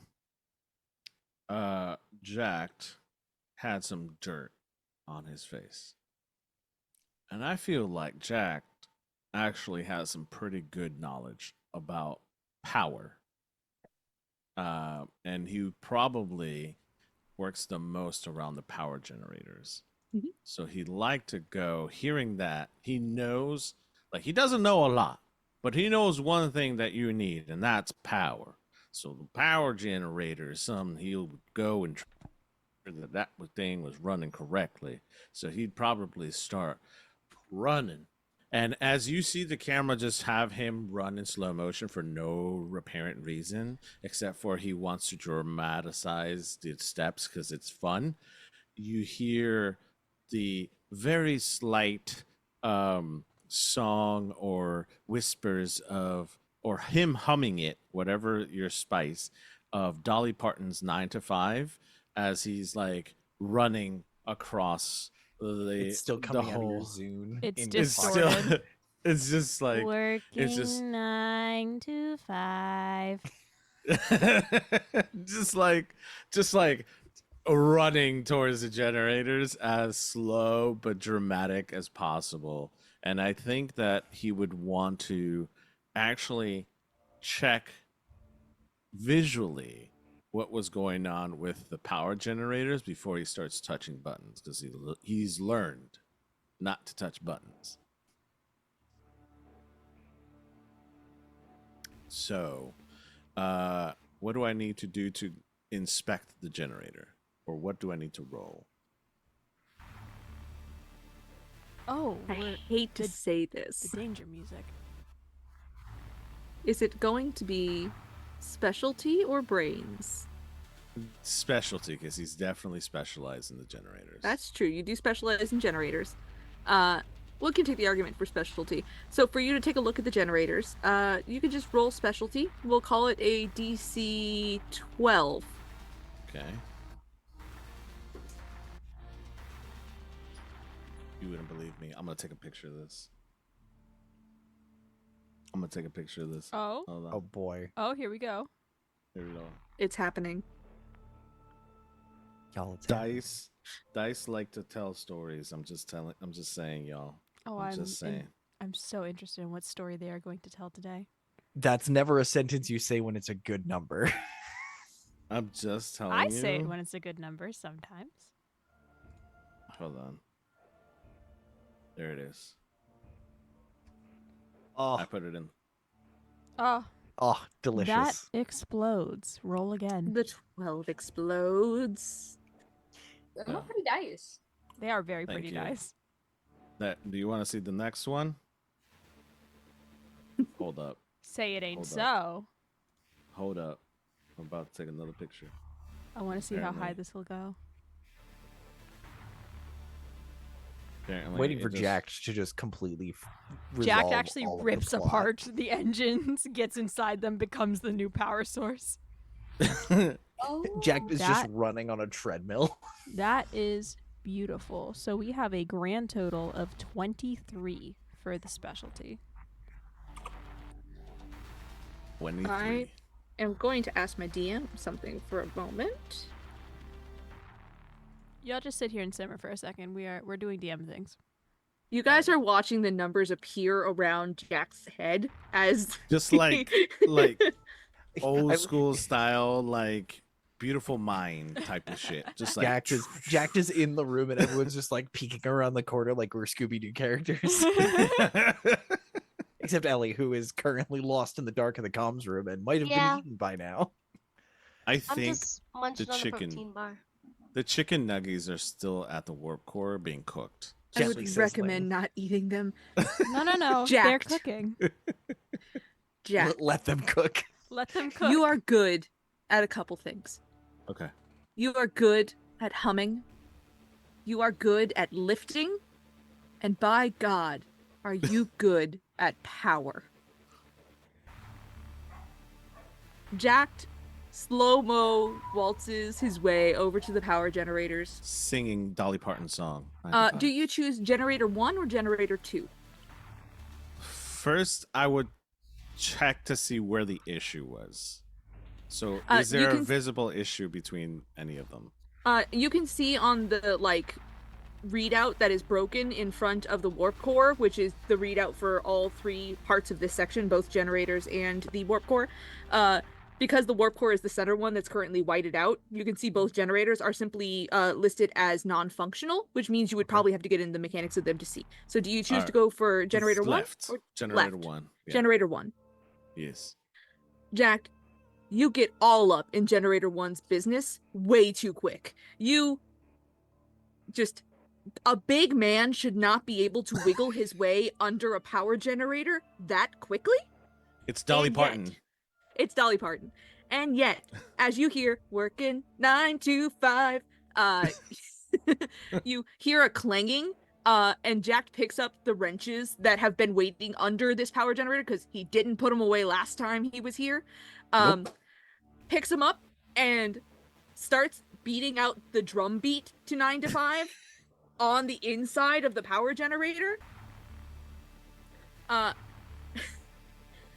And makes contact with the wrench on two sides of two different metal plates and creates a current through his hand for a moment that you end up having to hold on because the electricity sparks through your hand for a moment, but your grit is so high you are able to drop it. But that spark is the Frankenstein's bolt of lightning to this power generator that turns the whole generator from non-functional to 100% fully functional immediately. Which is why all three of the rest of you outside of the power generator see as the lights flash on out of emergency mode for the briefest of seconds, a technological centipede bug scurrying out of generator 2, up the wiring, and back into all of the mechanics of the engineering ceiling, disappearing inside of it. And Jack, you pull yourself out of the generator. Still humming 9 to 5.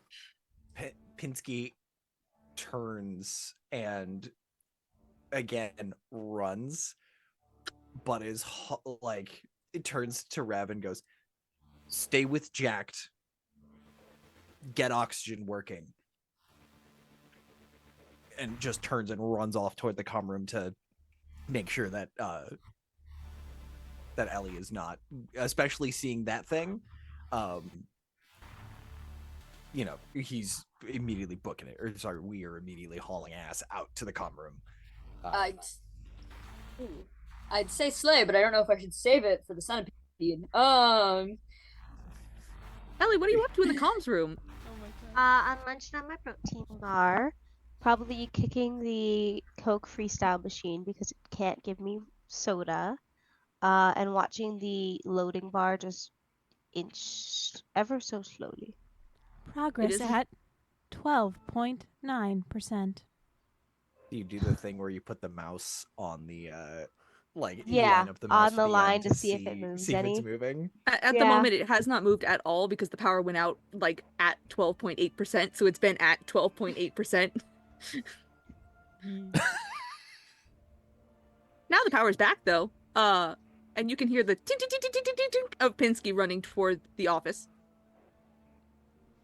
Oh, hi. You are safe. I would hope so. Are you? Yes. We have an interesting situation. We appear to have an intruder in engineering. Oh.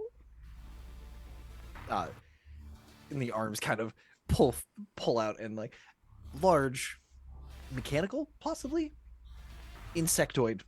About how long is it? Like 3 feet, 4 feet, 8 feet? About 3, Oh. like maybe not even 2 feet. Like Okay. you would say Well, it's so like the centimeters got length of 100. a human arm almost. Okay. So like that's about 3 feet, give or Yeah. take. But yeah, okay. So kind of hold out about that long. We are unsure if it is hostile or not. I mean, if that's what you're into. Oh boy. I am not. But thank you for asking. Okay. I mean, I'm not gonna stop you. Just keep it away. Do you want a piece of protein bar? No, thank you. But Oh. it is quite kind of you to offer. Of course. I think it's yours. Impossible. I do not require sustenance. There's a sticky note on it that says jacked.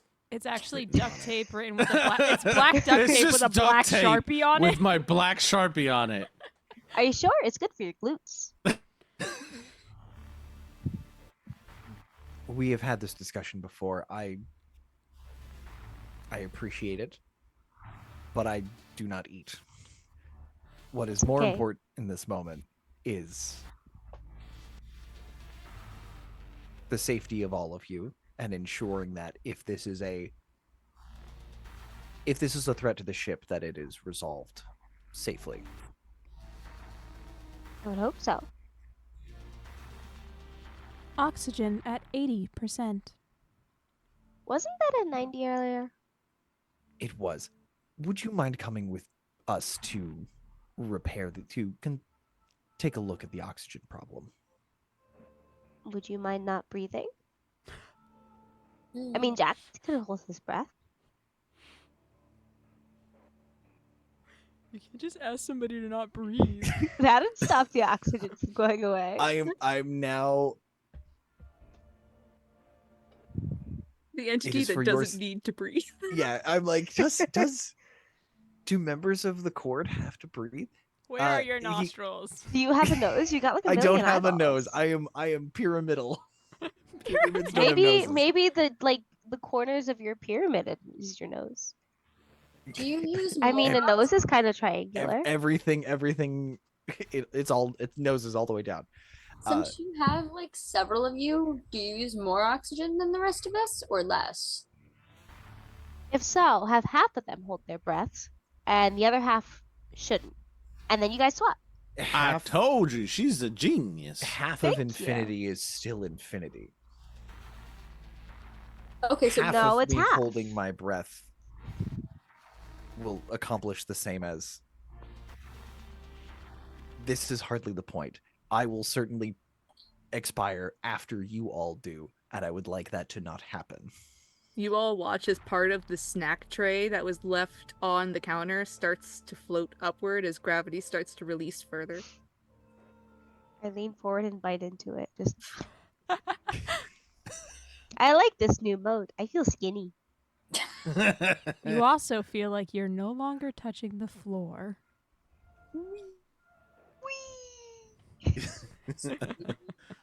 So much too big.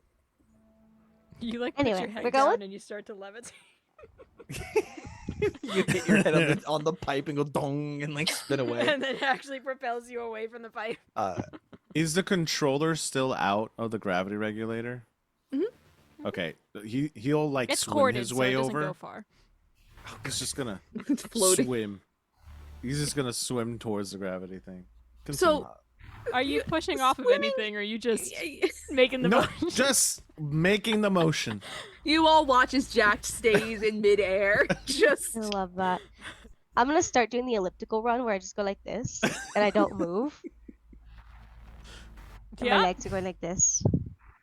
you are starting to like drift in the general vicinity of where you initially took off from. So, Ellie, you're starting to kind of drift upwards. Jack, you're starting to vaguely drift in the right direction.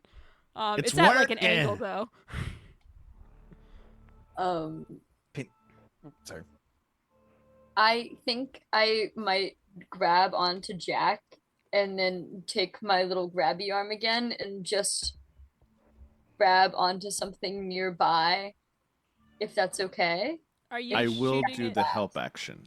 Are you shooting it out from yourself, or are you just like kind of vaguely reaching it within arm's length? Out for myself. So like doing the. Wouldn't that launch you backwards? Yeah, go ahead and give me. This is involving your arm, so DM, should we do specialty or should we do flight? I think we can allow this one to be specialty. I would because of I the would arm. agree. I would agree. So go ahead and give me a specialty roll, and I will say that the DC is 7. All right. 8. All right, you launch your grabby arm to grab onto like the nearest pipe, and as you do so, you feel both you and Jack be propelled a little bit, but your grabby arm is just enough faster. Grabby arm is such a technical term. I love this. Grabby arm is just enough faster that you don't get too far before it latches onto something, and you are able to kind of control your movements more. Wonderful. Jack is still swimming while you're holding on to them. Yep. It's working. It's working. You just gotta swim like this. Kipinski, as the elliptical running is happening, reaches out to oh, my camera froze. So Pinsky actually, for once, you see all of these variations of themselves stop midair, and they don't move anymore. Like you Real quick, freeze framed. yeah, real quick freeze. Yeah. Pinsky reaches out and go, Engineer Ellie, I require your assistance. Please come with me. And the arm kind of reaches out, this like 3-fingered like hand reaches out. And all of the other arms on the faces sort of turn, so this pyramid is oriented slightly, but you're seeing Pinsky's legs in the air, and the other 2 arms are almost acting as legs as they're reaching out and grabbing onto objects and pulling you and me over to oxygen production. Just kind of grabbing and pulling onto various objects like a sea creature of some kind. Let's Like go ahead. Vaguely let's- octopedal. Let's get a brawn roll from Pinsky for trying to pull Ellie along. It's not going to be super hard because you've got no gravity right now. But we're going to count this as your grip on things as you're moving through. Let's say 5. Oh, thank goodness. This is on a D8. That's a 1. Ooh. Negative, Ghost Rider. I told you to do those pull-ups. So thankfully, that is not 5 less than, because the DC was 8.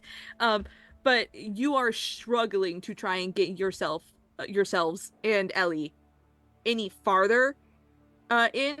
You're quite Ellie, what you got? literally I doing use the Scooby-Doo power of my glutes and this new protein bar.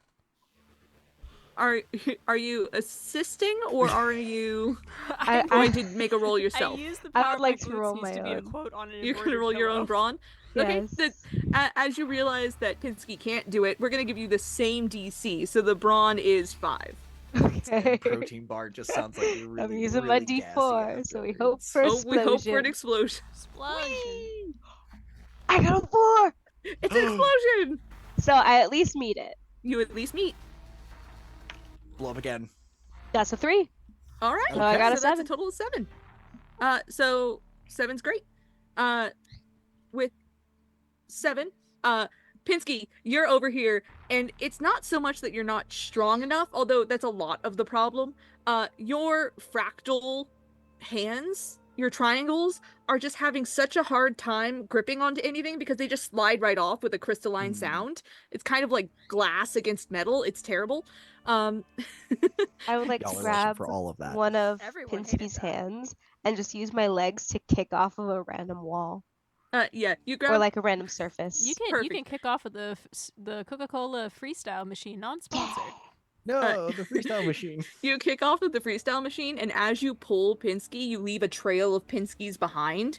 And so there is this like fractal fractal image of Pinsky behind you, as you two head off in the direction of oxygen production. I assume it's gonna be like a little golf with friends, like yeah.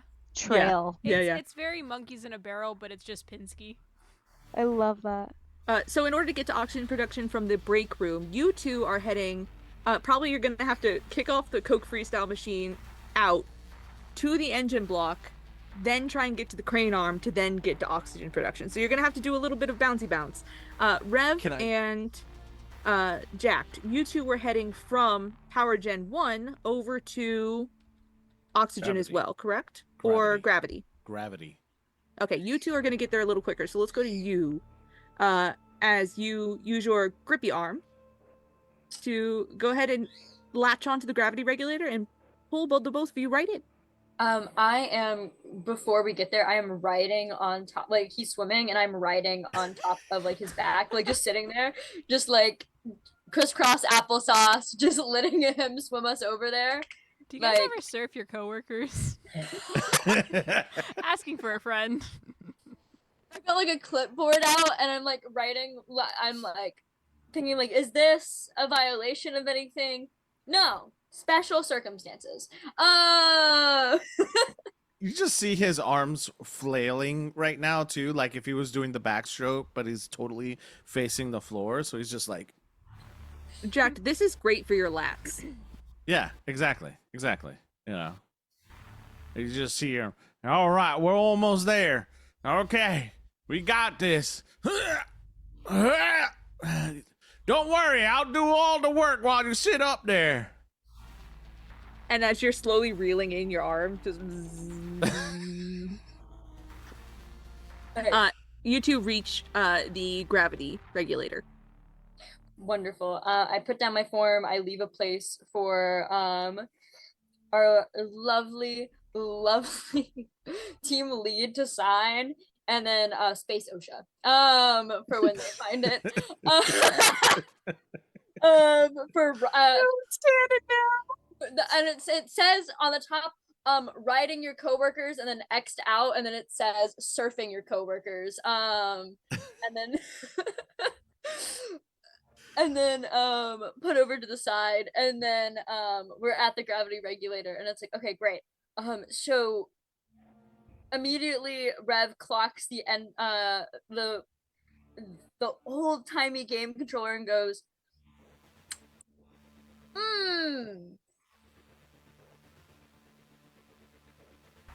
yeah, that's It's an N64 controller. How do you not know what that is? I was born and made. Carry the 1, carry the 2. I think 3 centuries after its inception. The people in charge of our engineering of this ship and making sure that it flies correctly, everyone. Those who have to carry the one and also only know the NES. God, Gen Theta can't handle it. Oh my Uh, god. It's fine. It's fine. So since I have previous knowledge of this and I knew how to turn on the gravity, I am assuming I can put in the same code to turn it off. Yes? You could try. Do what you want What to do do. I Song of have to Storms. roll? What do I have to roll for this? Go- Let's see. It's the same controller, yeah. but this Yes. is kind of figuring out how to reverse engineer what you did earlier. So I'm gonna Sure. ask for a brains roll from you of 10. I need a little help here, Rev, because I don't remember what the code was. So, if you like, I can teach you how to do it, and I'd like to give the help action to Rev, as they might be a little better at remembering codes. So this is a fun moment to remind you guys that this is not D&D. There is no help action. If you've got some failure tokens and they don't roll, I have a failure taken, yes. so you can wait until after they've rolled, and if they need it, then you can use it. But you don't need to waste it. Perfect. All right. Well, go ahead, and I just explain what an N64 controller is, and just let you know that you just press these buttons and they do the thing, and then I don't remember the code.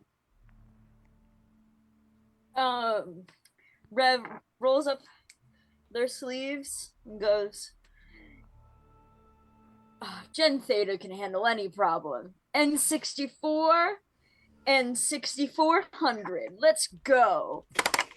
And rolls a 4.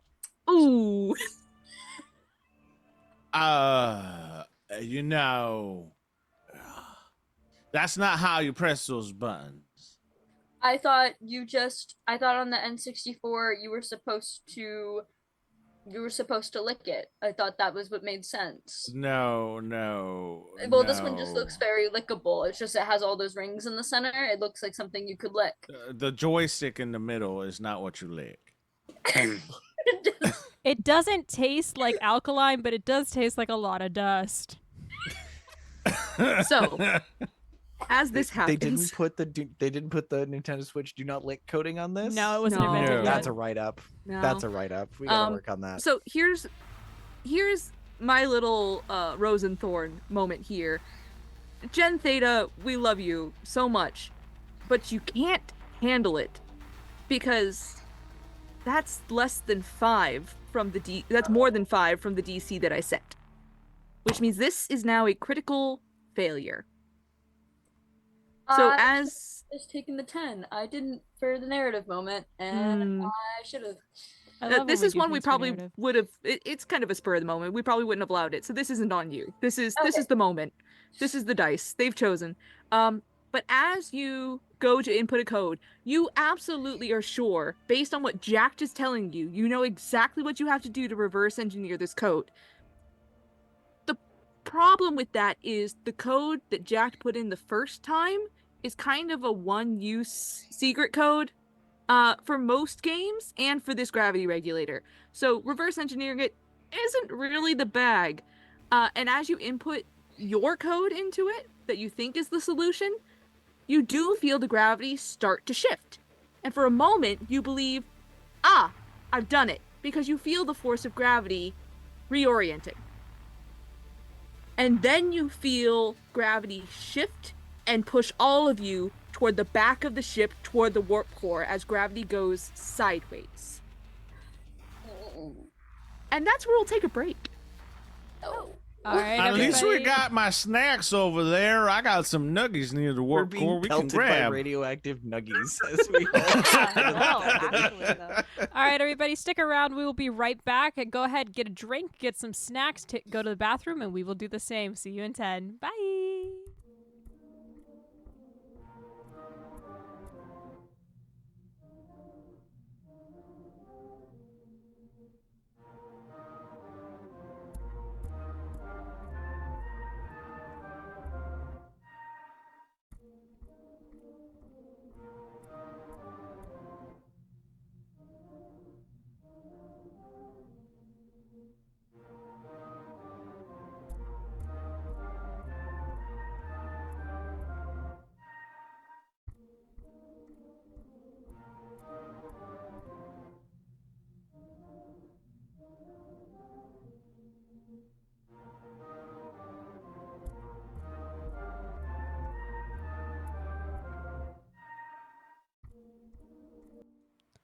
Welcome full. back.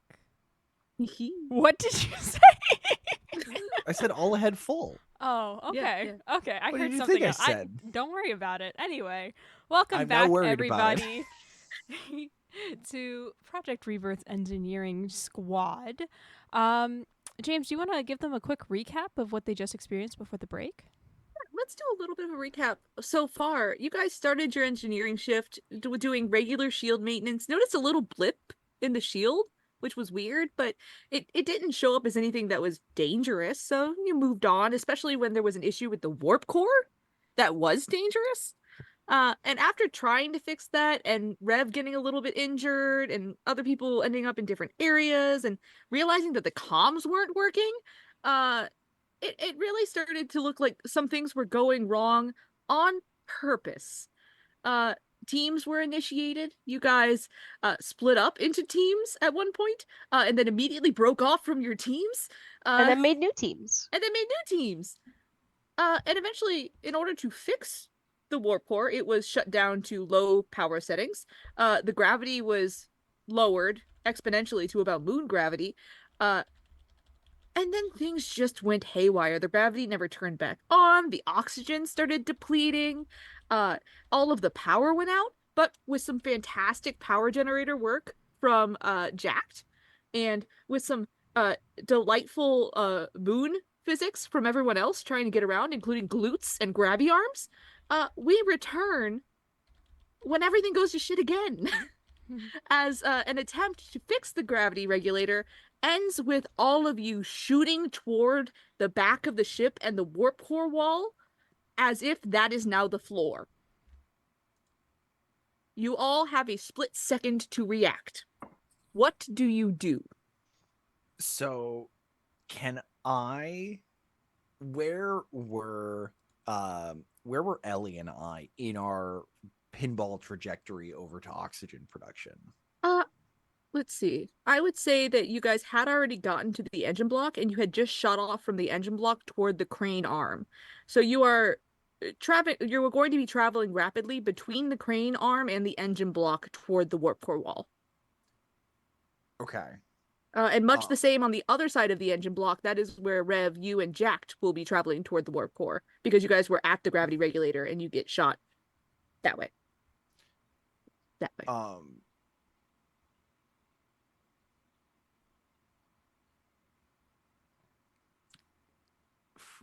Can I, as we're starting to fall, this is going to sound like a leading question. Is the crane arm within reach of either of us in this moment? Sure. Or if there was a sure? Sure. Sure. What are you going to do about it? I reaching out with one of the two arms that isn't being held onto,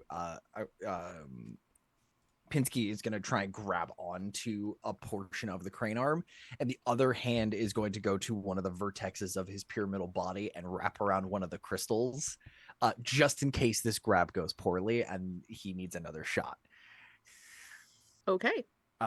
So as it starts to fall, just the arm flails out. The arm that Ellie has grabbed is going to grab back onto her and just be ready and going to try and make a grab for the thing. I would like you to roll a grit roll as you are attempting to keep Ellie in hand and you basically putting strain on your glass-like body to try and hold this together. The DC is going to be a 12. Perfect. That's Can my I die attempt size. to help? In the split second, I'm not going to allow any help from anyone for anything. But help being me holding on to him so he doesn't have to worry too much about grabbing onto me. Oh yeah, the assumption is that you are Okay. holding on. Okay. Yeah. Okay. Cool. That's more Thank so you for going to not help you actively than trying to hurt them, me. but Yeah.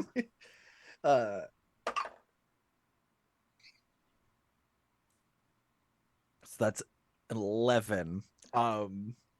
So like reaching out, the hand, the three fingers slip and don't quite grab on, and I'd like to break one of the crystals in the closed set, And so, Ellie, you hear the sound of crunching glass that has a weird, a lot of weird overtones up and down the register. And all of a sudden, you see yourself still falling backwards. You see the two of us falling away from where we were, leaving that same kind of fractal after image. And then it kind of stops, and then just you re-link up with those. And I'm going to try again and try and grab onto this shit. That's a 12. Hey, Explodes. explodes. And that's an 8 for Which a makes a 20. A dirty And- 20, technically, because I got it on a d12. and 20 is Dirty, a critical slutty little 20. success. Nice. So, what I'm going to rule for this critical success is everything you just said is exactly as it is. You hear the crunching of crystalline structure. For a moment, the fractal shapes within Pinsky shudder and shake and spin around, and you watch as 4 or 5 of them out of the infinity disappear. And in a moment's time, it is as if that didn't happen, and it has always been this amount of Pinskys. And Pinsky grabs at the crane arm, and the crane arm lodges in between like the edges of the crystalline arm, and you are caught in place, and the fractal parts of Pinsky drop with you for a moment and then pull you right back up. You are not going to have to make a split decision in this moment. You are safe. Pinsky has saved your life. Jack and Rev, what's happening with you two? I'm going to do what I always do. For some reason, I know this is a multi-tool. Rev has just picked the right tool for the job singularly. And is just going to use the grabby arm again. All right. You may I- roll specialty for this. The right tool for the job is simply grappling hook. So, a question for Mhm. I need some clarifying questions. So, you said gravity has Mhm. fixed itself, but then shifted towards the back of the ship. Is that So correct? gravity turned back on and Mhm. shifted the ship. So we are touching the ground, technically? Technically, No. you're at the You wall. go from midair to the ground is now the warp core. Yeah. You're sideways Okay. right now. Okay, we're sideways. Yeah. Okay. So gravity's pulling us towards the warp core, Yes. and the ground is basically my face. So like I'm facing the ground. Yes. Okay. And there are grates in between. There are sections floor? with lights that are more great light. Yeah. Okay. I'm gonna wait till Rev decides what they're gonna do. So Rev, you're using your grabby arm. I will let you know if you are trying to save just yourself. You have faith in Jack that he's going to be able to get himself out of this. It's going to be an easier DC than if you were trying to save both of you.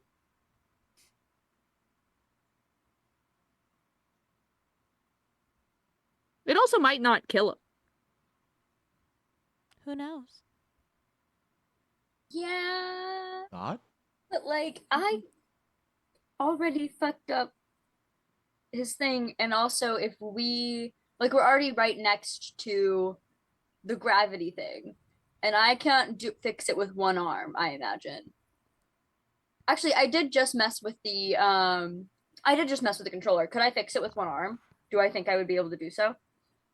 You would be able to press buttons with one hand.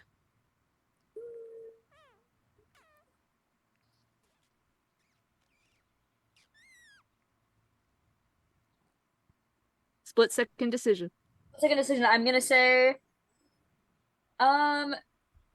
in the split second decision, I'm gonna do my grabby arm and reach out for Jack, but I'm gonna go do the grabby arm at the exact same location that we did when we were swimming. Okay. That way we can try and stay like at that spot that we're in. Okay, So so you are grabby arming and trying to grab Jacked. Yes. Then your DC is 15 specialty. Slay. Alright, that is a 10, so I'm gonna actually re-roll. Oh, I'm using that reroll. Yes. You Just a also reminder can use that your you all failure can- tokens as well. Oh, I can use my failure token? Yeah. You can Each use failure failure token tokens. is 1 point. Okay, I am gonna re-roll, I Okay. think. I only have... Before she rerolls, hold on. Mhm. Question. If I were to do something, as in grab the grate, the grate on the floor, what would I use? Grabbing, Yes. hold yourself up, probably grit. Don't use it. Okay, oh, you mean like, would you just, like, you think you, like, I would... I will try to pull myself up. Okay, so then I would just leave him probably, like... Okay, so you're thinking that I would look at you and just be like, he's got it? Yes. Okay. 100%. Let's do it this way. You're still going to use your reroll. You are now rolling just for yourself. In this split Yes. second, you tried to save Jacked, realized as you were doing it, it's not going to work out. You're going to get both of you hurt, and you let go of Jacked. And you are now attempting to just pull yourself. The DC is now a 11 grit. Alright.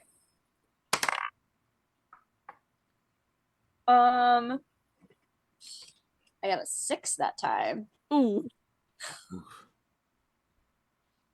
And I only have 3 failure tokens. So, But burning one makes it not a critical. yeah, I'll burn 1 to make it not critical. Oh, you saw my trap. Ah! I GM. I see Damn that you, bait. bastard No. Um, I'm on to you. What is this helping your friends? Vix, we'll come back to Rev in a moment about the failure. Okay. Kiki, why don't you help Jacked out with what's going to happen with him? So, Jack, enlighten me. What is your plan here? You're just going to grab the grate and kind of climb? Yes, I just rolled for it. Okay. Kind of like grab, pull myself up. Grit is my strongest roll. Mm-hmm.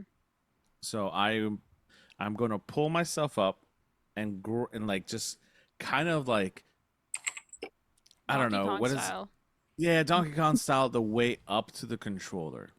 Okay. So I'm going to send the picture because this shit's funny. Let me see. Oh, here we go again. Aw, I'm shit. Here we go I'm again. going to send the picture because like I always like to show Gotta proof catch that train, CJ. of like the craziness that are dice. And I'm going to continue to climb all the way up to the gravity regulator, and then try to fix gravity. Okay. You. So, Oh my god, a beautiful 20. So that does explode. If you want Okay. to try and roll I'm more. re-rolling. Yeah. I am re-rolling until I can't roll no more, which is this roll. But it's still. Okay. It's a 15, so it's a 35. All right, cool. So I was initially going to have you roll brawn to try and like climb your way up there, but with that critical of success, I think it's basically effortless for you. Like we said, very Donkey Kong style. Like this is nothing that's a challenge. Just you never skip pulling my arm way day. up. Never skip arm day. That's what my daddy told me. He told me always with the cattle, you got to grab the bull by its horns and just slam them down to the ground, you know. And he's just telling a whole story as he's going up there, you know, just like that one girl that we got in here, you know, the sorority, the thing, you know. I had my daddy. I built a ranch, and he's just telling you a whole story about like back in the day. He is and muttering to himself right now. He's just muttering to himself, you know, and then you hear a light, faint music sound of 95. Way to make a living. With it being so close to the warp core for an extended period of time, it still like is degrading the track, and so it's 9 to 5.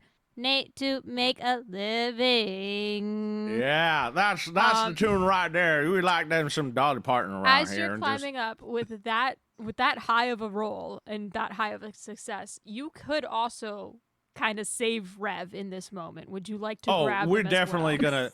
I'm just gonna be like, clam on, little one, and just like wrap or have them wrap their arm around me and just keep going. Just hop on, just like before. You know, I was swimming before, now we're climbing. It's okay. It's the same thing. The same thing. You go to grab it. At one point, you actually grab Rev's arm instead and just wrap it around you and keep going. So you do reach the controller. It is no longer floating mystically in the air. It is pulled down with the gravity that you are currently fighting against, just kind of hanging there. Yes. You can grab it. You will only have one hand to manipulate it. I'm going to have Rev and my hand deal to put in the code. So it's like one side is their hand and one side is my hand. And I'm going to be like saying out loud exactly what we need to say. Okay. A scene from NCIS with the double hacking. Yes. I am going to need a specialty roll. Okay, I got this. The DC. What's your DC? Is going to be an 8. All right. Just because you're shouting it to another person and it can easily be confused. So with a 10, that is a success. You shout out the commands. You know, you tell them, hit up, hit down. I'll hit A and B like at the same time, and you guys are manipulating the triggers and buttons at the same time. With your direction. All right. Now you gotta press the up. No, not that button. The other button. Don't lick the middle of the joystick. I already told you that don't work. It just tasted like okay-ish. The dust is just not there anymore, so I wanted to know what it tasted like.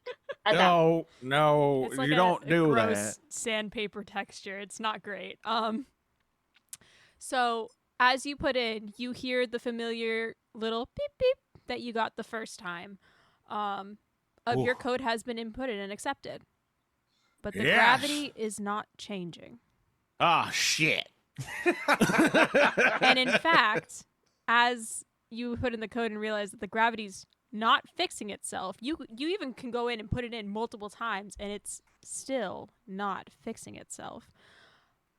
You do also hear from behind you, way down on what is now technically your floor, the warp core have a slight buzz as it zzz, and you hear Ava, warp core re-engaged, and it lights up with a vibrant intensity. The door to the warp core is still open. Okay, No, the nuggies. The nuggets are in there, dude. They're in there. The nuggets are sentient. The nuggies have betrayed us. If they were dinosaur nuggets, they are actual dinosaurs now. I hate to say this, Jack, but remember that time that you simply just kicked the gravity controller? Uh-huh. I don't think we should kick the shit out of this thing. I mean, I'm all for it. I mean, what are you gonna do, right? If it's not working, just like them busted old TVs from back in the day, we used to smack the crap out of them. And Jack, then less talking, more kicking, please. Oh, well, I Because got you. And he's legitimately not going to kick because he can't reach it, but he's gonna hit the crap out of this as hard as he can to see if this gravity regulator actually fixes itself. Okay. All right. We'll resolve that in a second. Pinsky, you and Ellie have been able to reach the top of the crane arm.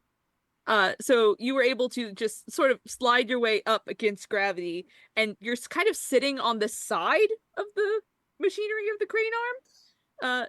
So, you know, face in front of you is the floor, and behind you is just the empty, like, vaulted ceilings of the engineering bay with all the wires that are carefully taped everywhere. And above you is the oxygen station. Well, it's good to hang out with you. This is quite lovely. I do wish it was under less stressful circumstances. However, perhaps at your annual review, we can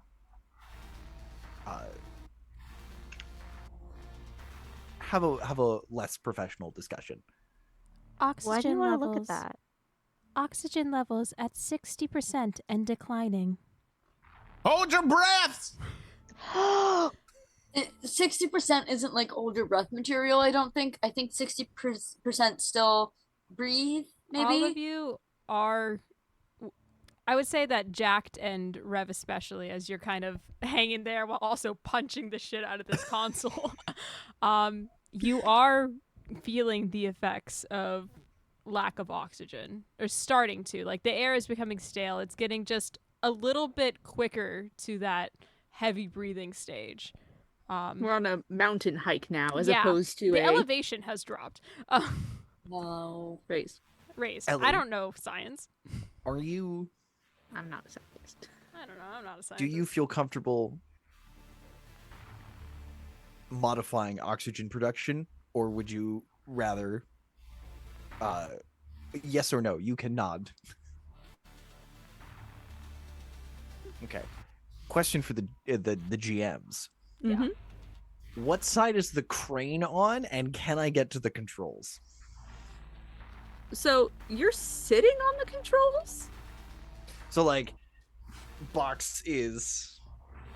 This is like proper. This is orientation. So this is it. Think of it as vertical. Oxygen is up here. You guys are sitting Correct. on the short Correct. end. The crane arm is here, Okay. so it's out this way. Right. What I would like to do is Pinsky is going to sort of like scuttle crab our way to the controls and extend the arm over to oxygen, so that way Ellie has something that she can walk on, or at least climb up to get to the oxygen production. Makes sense to me. How about you roll a specialty roll for engineering, and we'll make the DC a 10. Because the controls are right under you. You just have to move off of them a bit. Well, I mean, if you have hands everywhere, I do just have use one of your butt hands. Or Those your are my feet legs. hands. But I understand. It's impolite to use those as hands. Most bisymmetrically oriented beings are alarmed by that. But in this I case, think I it's fine. suppose. Excellent.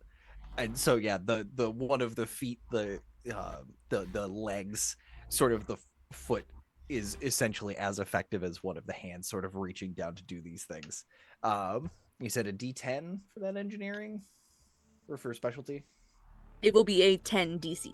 10 is the DC. Well, this is a D10.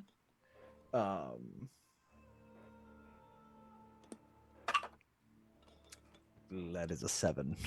And not enough failure tokens to fill that gap, huh? Nope, I have null. You may take a failure token. I have one. Yeah. You have a single one now. Still And not enough, but- as you attempt to reroute the crane arm, you realize that you are able to move it, but unfortunately it would not reach up all the way to oxygen because it's meant for lifting upwards, which means it can extend that way, but not so much that way right now. Gotcha. But you can get it extended up as far as it will go. Yeah, I'll get it as close as I can if I can't make it all the way. Yeah, it's still about 2 Ellie lengths away from the oxygen Oh, good. unit. You can make that. Use those glutes. Yeah. I hope Jack's protein bar was sufficient for you to make that leap. The ballerina song is now starting to play. I'm sitting like a ballerina. So, Ellie, are you going to attempt to climb up and then jump to oxygen? I will attempt to climb up and then see how far I am. Okay. Let's go ahead and do a... Would you like to use your dexterity to climb up or your strength to climb up? So flight Would or brawn? Dex be flight? I'll Yeah. use my flight. Okay. DC is, we'll say it's climbing up. We'll go for a 6. Do I take the half? Because I'm using a D12. Up I to haven't you. rolled yet. I'm gonna take the half. All right. You successfully Safe. climb up. I'd be safe. You are about one, like if you reach your arms up, you've got another half of an LE to go to get there. Okay. If only you had the like 6-inch pumps on. I know. Those platforms Um, always come in. So I get handy when like you don't have almost there. How far would it be for me to jump it? If you could find a safe handhold, you think you could grab on, but you would have to hang there a second and climb up onto it. This reminds me of the time where I tried to break into my ex-boyfriend's house by climbing up through his window. Are you attempting a specialty roll? I would like to do a specialty roll. All right. Outstanding. So your DC is going to be. What do you think, Kiki? It's only half an Ellie. It is only half an Ellie. Hmm. 8? Yeah, I'd say 8. Shake, shake, shake, and throw. That is a 15. That is going to be more than 5 above your specialty roll. You all watch. You remember this so vividly because it was so necessary to do this, right? Like, he broke up with you, and then he kept all your shit upstairs, and he did not give it back. And The my 6-inch entire- pumps. The entire DVD 12-season collection of Sex in the Satellite was up there. Like, I need what are you that gonna back. do? I need Not that get it back? So, using your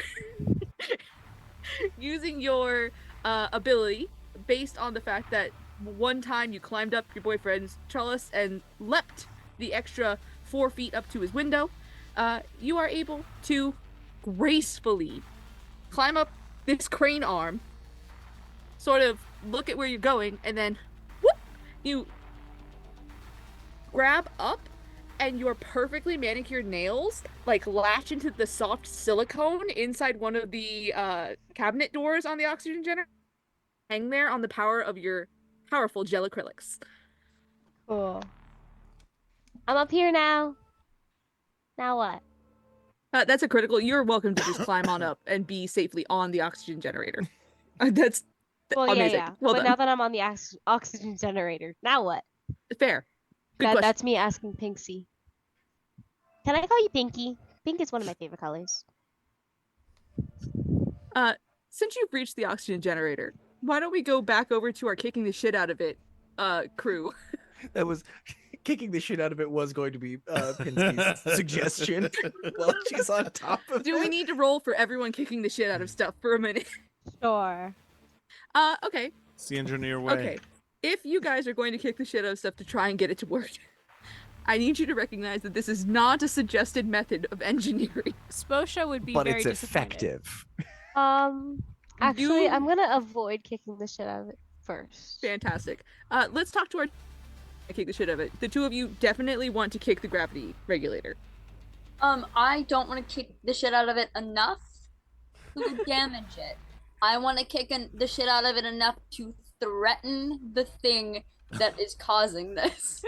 Okay, so this is to clarify.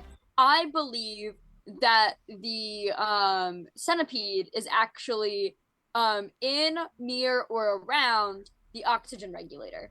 And so I think kicking the piss out of it will activate some sort of issue.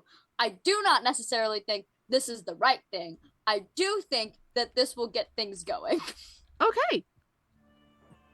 Jack didn't see this centipede thing. So No. he has And no one I really didn't mentioned either. it either. A little bad for Jack because I'm just being like, let's kick the piss out of it. If I wasn't supposed to say that, but just being like, let's kick it, and then him being like, yeah, I love kicking things, and me being like, I think there's a secret centipede. I'm gonna get that bug. Secret Okay. centipede was my punk band I in high also school. clarify, I do change my arm from like the you see me like take out my arm and then do the like beep beep boop boop boop boop to, and you see it like disengage and go and go cycle between like a few different like things. It goes from like a grapple arm into like a big knife, into a little tiny butter knife, into a few other little things until it becomes a big giant flathead screwdriver. It's very, very sharp on one end, and then it's very like just flat and bold on the other. And you don't necessarily know what has that big of a screw because it's just huge. There's some big machines here. Since you can use that, can you go ahead and grab those dino nuggets that are in that warp core? I like to imagine that you just kind of like crossed your legs over Jack's abdomen and is just backwards bending to do this. That's pretty handy. You gotta teach me how to do that later. Okay. Are both of you going to kick the machine, or only one of you? Jack is going to hit this thing as hard as he can, unless Rev tells them otherwise.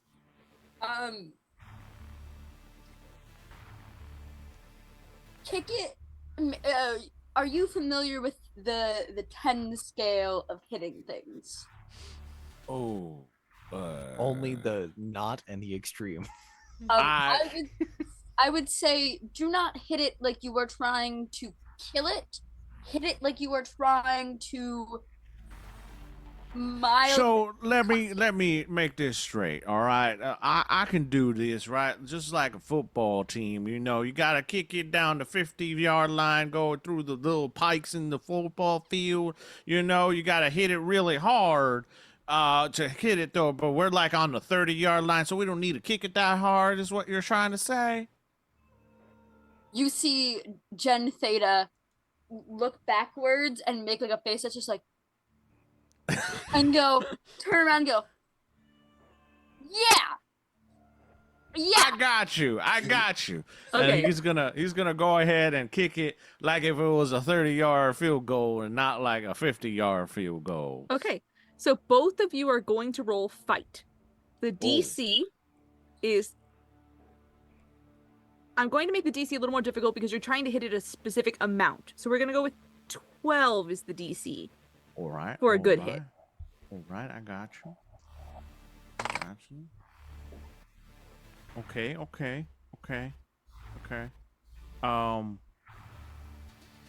That's a 9. The 9. Guess what I got? What'd you get? I won. I even used different dice this time. So we have a critical failure. Yes. Oh boy. I got a 9. You got a Anybody 9, give me which a is still a reroll? failure. Oof.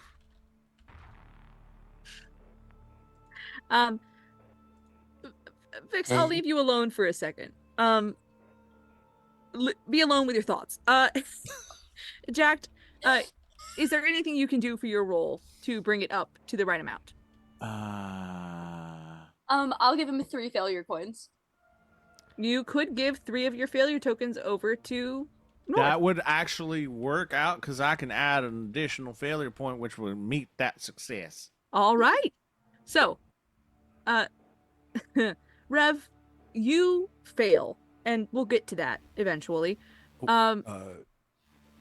Yes. I think there's There's a someone reroll donated in bits chat, for a by the way. reroll. There is Ah! there is a redeem. Thank you. Vix, you have Rev gained has been a reroll. re-rolled.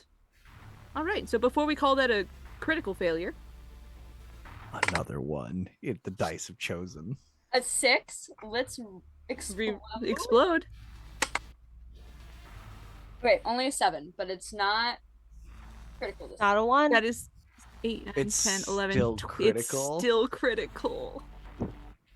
And you just used all of your tokens to give the success over to Oh, hell. Jacked. All right. Okay. I'll let Kiki handle you in a second. Let's say this. You are going to fail horribly. I don't want you to describe how you fail horribly. I want you to describe to me, in the moment, knowing that you are about to fail, how do you make sure that your teammate succeeds at your own detriment?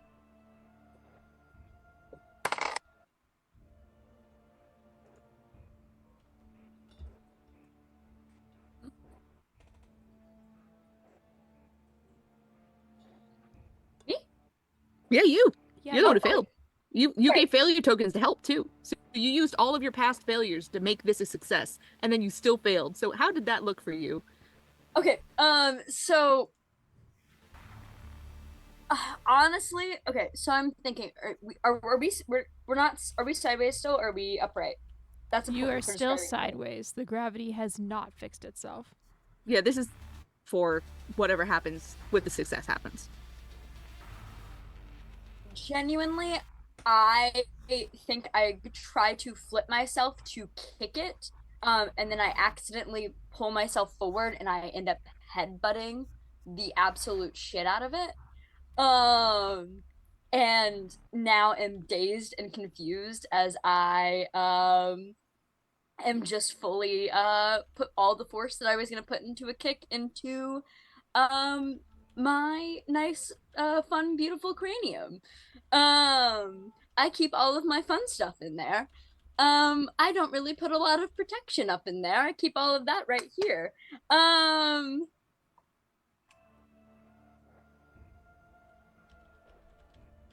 All right. So, Jacked, your Yes. teammate, your fellow engineer, headbutts the machine in the sickest way you've ever seen someone headbutt a machine. That was so good. That Now was that's right, using your head. right on the noggin, which inspires you to do the same. That's one way to use your head, and then he just rams right into it. And as you ram your head into it, as Rev goes tumbling down toward the warp core wall. Oh, there she go. There they There go. they go. There they go. Your head hits the gravity regulator, and you hear a sound like metal like crunching inside, and then in a moment's time things start to, it feels like the ship starts to regulate, but you know it's just, well, maybe you don't, but everyone else knows the gravity is starting to tilt in the right direction again. Which is probably the only thing that stops Rev from going full tilt at the wall, as they instead sort of, as things become a little slanted, slide down toward the wall and end up leaned against it. All right, all right. I think that worked. Are you doing all right down there? That was one way to use your noggin.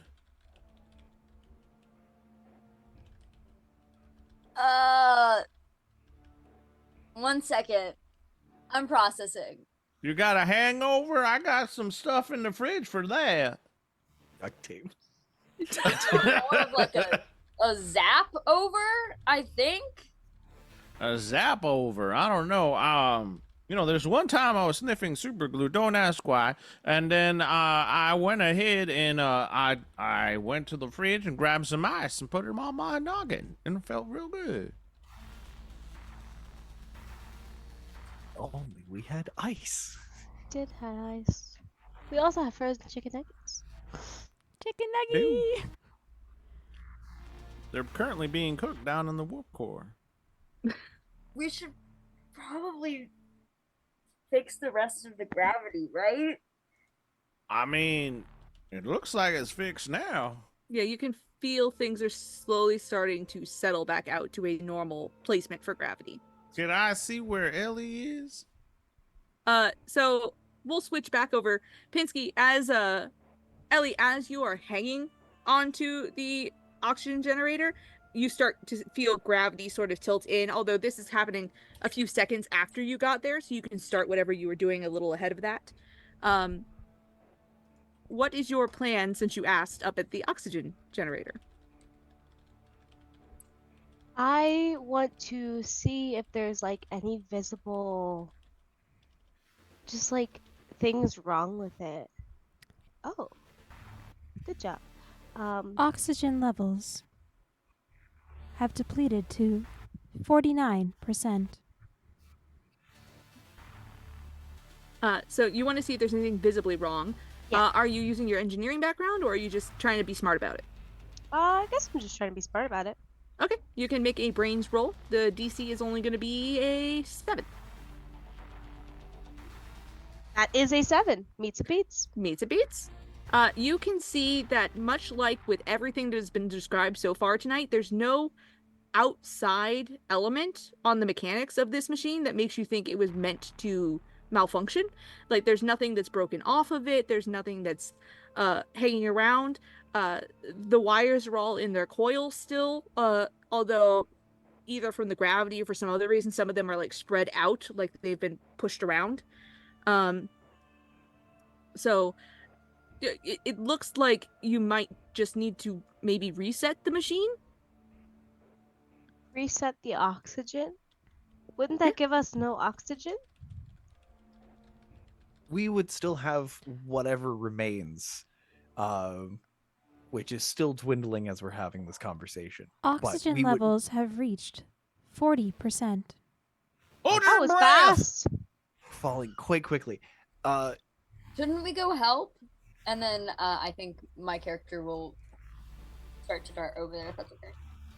Yeah. We'll say at this point gravity has regulated. So Ellie, you are just sitting on top of the oxygen regulator.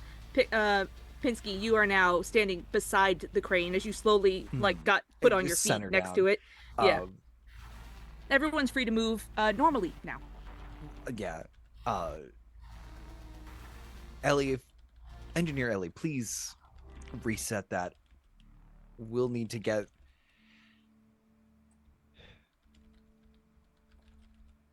I believe we need to find the cause of this malfunction instead of just putting out... instead of dealing with outliers. We still only have one generator. Question for GMs. We still only have one generator working, right? One generator is active. It's enough to have the ship at full power for now. Okay. Question. Answers. I know there's a bug in the system. At least one actual bug in the system. Mhm.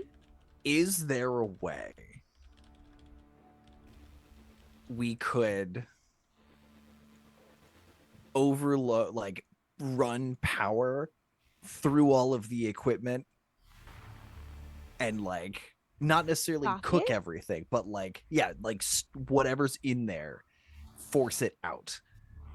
You want Because to overpower oxygen specifically or something else? Like, basically, everything. Like, if I take the generator and connect it to the walls of engineering, send enough current through the entire portion of engineering, because those generators run a effing starship. So it's true. But it's also a wire, like it like hangs out in the wires and stuff, right? Like it's a right. So electrical. Like if it feeds on electrical, overload it, force it out. Right. Okay. Question. This is just to kind of flush everything. Question for the GM. When I hit my head against that gravity regulator, you said it made a sound, like a crunch sound. Yes. Yeah, you bonked it real good. I bonked it real good. There's a dent in the side of it. There's a jack-sized dent in it. No, that's for later. I gotta sign that wall. The crunch, was that a crunch of steel or a crunch of something else? Would you like to make a brains roll for me? The DC is 5. Sure. That is a 4. Explodes. And that's another 4. That explodes. Incoming 35 again. That's another 4. Explodes. 2. Okay, so it's 14 on a DC of 5. You're gonna put us all out of a job, man. I'm telling you, I'm a little bit of a not very smart guy upstairs, but I know a thing or two if you know a thing or two. All right. You know you heard a crunch. And you know you need to figure out, did you crunch something inside the machine? Did you just crunch the outside of the machine? So you're taking a really good look while everybody else is heading to the oxygen maker. And you see the dent that you created, which definitely would have made a sound, but probably wasn't the crunch you heard. And then you look over to the side panel, and you see that an area of the steel plate has been crunched outward, like something has come out of it. And that is the crunch you heard. So on a crit, I will let you know that it looks like maybe your centipede crawled out in the moment you hit the machine. Okay. All right. And now that that has been investigated, I'm gonna say that Pinsky, you were mentioning something along the lines of overloading the circuits, and I'm a generator guy, and I'm gonna tell you that my experience from working in the farm when we used to put electric currents in the ground to make the earthworms come out, it's kind of similar to that. So I think we can definitely do that in theory. Now, I'm not very science guy, that's your department over here, and Rev's department over there, you know, but I can tell you that current will definitely take out that wormy squirmy little thing that's been running around these parts. Something about wormy squirmy just derailed every role-playing thought I ever had in my brain. Got that wormy squirmy thought out of there. Wormy squirmed away. Straight out of my noggin. So the safest place to be when this happens is have 0 points of contact with anything metal. Mm-hmm. If we need to fix oxygen. We have one person stand by to turn off gravity. And 2 of us on generators. And I think we can do this. I'll stick with oxygen just because I know the wall here is silicone and I can hold on to it with my nails. Okay. Rev, do you want to be on? Rev, can you turn off the gravity when we say so? Yeah, absolutely. All right. Jacked, Yes, sir. I need you with me on these generators. With us on this generator. You know, I'm just the right man for the job. It's not too fun. It's on loop. It keeps getting like more and more degraded. The record wheel has scratched. Wait a second. It's Did looping. the oxygen get fixed? Hold your breath. Yeah. Question from the GMs. Are you guys resetting oxygen before you do your electrical current, or are you going to try and do that? Yes. We're gonna reset oxygen. Okay. As we're going down to tweak the generators, and like we're gonna try and do that all simultaneously. Who is resetting oxygen? Is it going to be you, Ellie?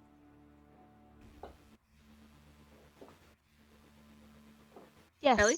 Yes, Oh, you're my resetting mic didn't oxygen. pick it up. Yes. Yeah. Okay. Are you going to use your engineering background or brains to reset oxygen? I'll use my engineering background. Okay. So you can roll specialty. Your DC is going to be 12 to reset oxygen. You know, this reminds me of that one time where my roommate broke her phone.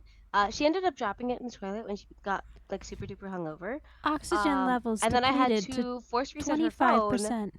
And I reached Hold your a breath. 18.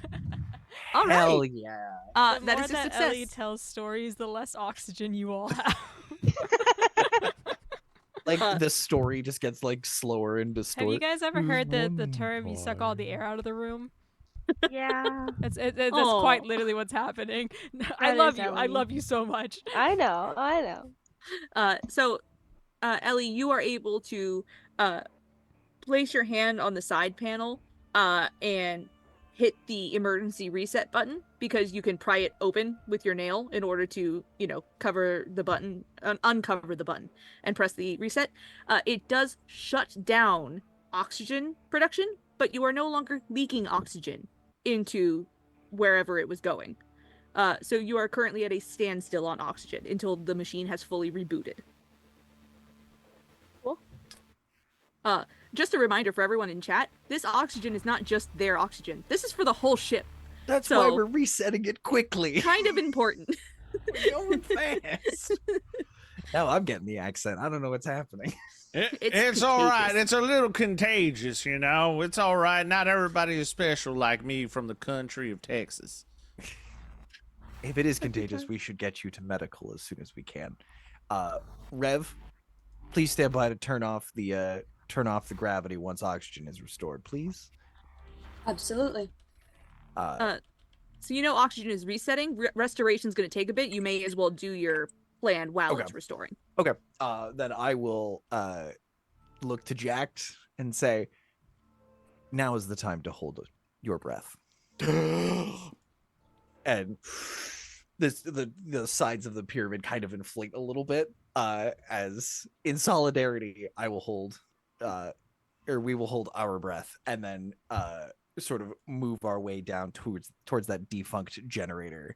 I would like to note, just for funnies, whenever Ellie holds her breath, she does the big gasp in, she makes her cheeks puff out, but she's still breathing through her nose.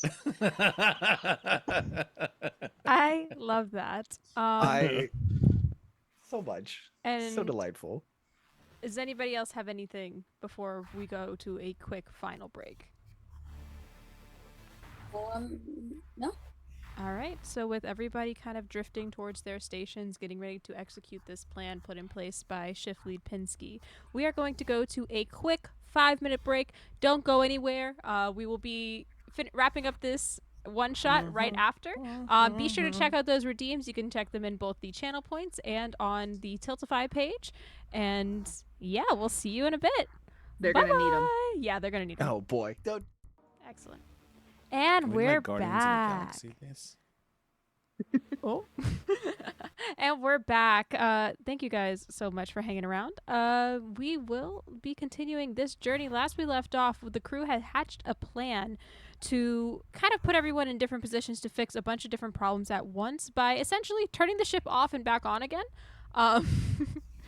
In several factions. So we're going to pick up right where we left off with that. And I think we will start with Pinsky. Okay. Yeah. So yeah. Jack and I are hauling towards generator 2, to try and get that up and running. Well, while holding our breath, because if I remember correctly, we were at like 25-30% oxygen. Yes, you are. But at no longer 25. depleting. So No it's not longer going to be depleted, going But down. it's still as- not great. This is a very like short term in which we're working with here. So you're at 25%. It is now working on oxygen reserves. Okay, rad. Okay, so yeah, hold our breath, dive on down, and while, because I believe, and correct me if I'm wrong, I was talking to Jack about getting generator 2 up and running. Mhm. Pinsky is going to be trying to rig up, or trying to figure out how much power we can safely feed into the ship without cooking the equipment, and most importantly, my team. Okay. Our team. And so we know that Jack, you're going to be going ahead and you're going to try and get the power going while Pinsky is figuring this out, right? Okay. So let's go ahead and get a specialty roll from Jack. As we know, getting power going is his thing, so it's going to be a DC 10. And Pinsky will get a brains roll from you to figure out the calculations, which is going to be a DC 12 to be accurate. Great. Luckily, it's my D20. You're gonna see a little transformation from Jacked, and he's gonna say, "All right, here we go. We're gonna go ahead and get this work done like we do back in the ranch." And he's just gonna turn his hat from backwards to forwards, and he's gonna keep his hat on. And in the hat, he's definitely got a Pikachu on it, or a mocked Pikachu. And he's going to start working on it. He rolled an 11, and he's just going to start putting his hands all over the machine and pulling on knobs and twisting things. And he's just like, "All right, Pinsky, what's that calculation so we can get these squirmy wormies out of here and we can start getting this ball rolling?" Pinsky got a 17. That's so, a critical success. You know the exact calculation, so you go ahead and describe how that looks. It's a factoring in the scale of the ship, with both generators running and this much power, I think I could cook, like, force a reset on most systems in the ship, or at least force anything that's hiding in the wiring out. With this crit, I can't promise it'll reset everything correctly, but it will at least force things into the open. I'm gonna turn it off and back on again and pray that works. The IT just solution. like it's The a little bit landlord's turn it off and special on tech. again. It's a little bit I'm just pushing the capacitor until it makes a loud noise and Mhm. scares the mouse out of the server room. Like, that's really more what we're going for here. But Pinsky is fiddling around, and you see like large industrial, basically jumper cables running out of generator room 1 and going onto major support struts, and then a couple more coming out of Gen 2 and going to major support struts, and actually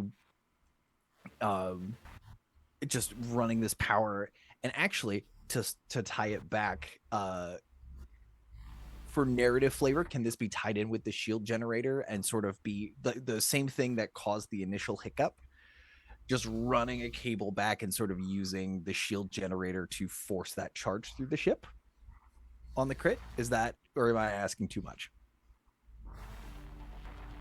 Shield generator is an open electrical source. It's currently in power down mode, so it's not like fully flaring. You could certainly route it through it, like you're routing other things. Kind of using that as like the generation of the shield bubble to sort of force things out and spread the current evenly through the ship.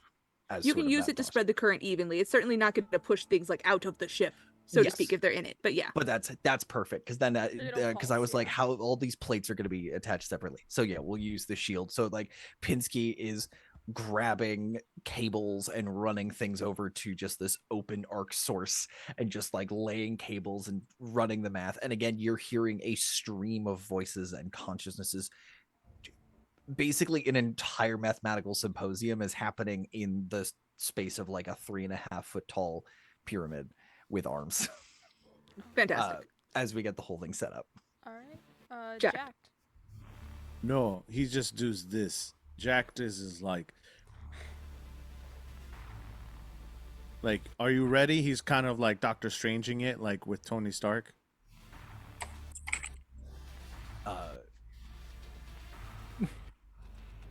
Finally, all the voices kind of quiet, and one of the faces of Pinsky's pyramid head turns, and you hear about a dozen voices say in unison, "Jacked, are we ready?" 9 to 5. Ellie, are you all set to go? All set? Okay. Rev, are you ready? All set. All right. On my mark, turn off gravity. Once we're off the ground, jacked generators.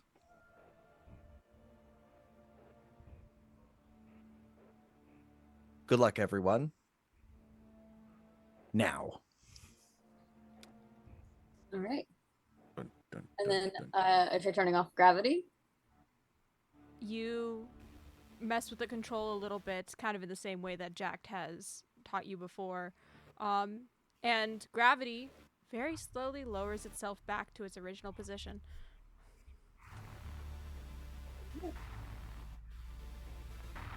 Mr. Blue Sky is now playing. Okay.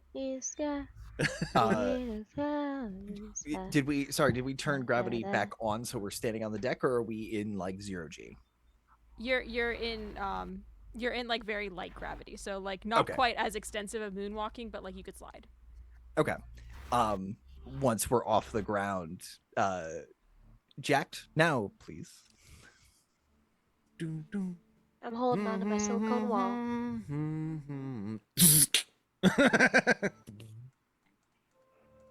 Connects to electricity. All that power just starts pouring into the generator and pouring through all of the different facets on the ship. Actually, Uh-oh. Oh no, flashing red lights. Yay! That's what always happens good. is you connect the power jacked, and the lights go off. The power Oh. goes off throughout the entire section. Possibly the entire ship, you would know, but you don't have any communications to confirm that information. And the only light that is available is the light pulsing of the warp core behind you. Rev, what would you like to do in this moment? Oh. Oh, what would I like to do in this moment? Mm-hmm.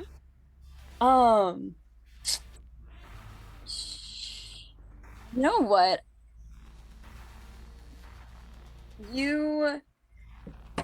Okay.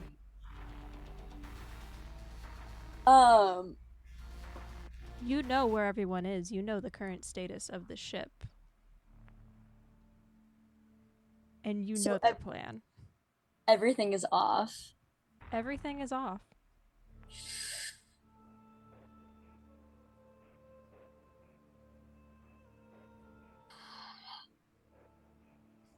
I would like to go through my arm again, Mm-hmm. find my lovely, lovely grabby arm, and I'd like to grab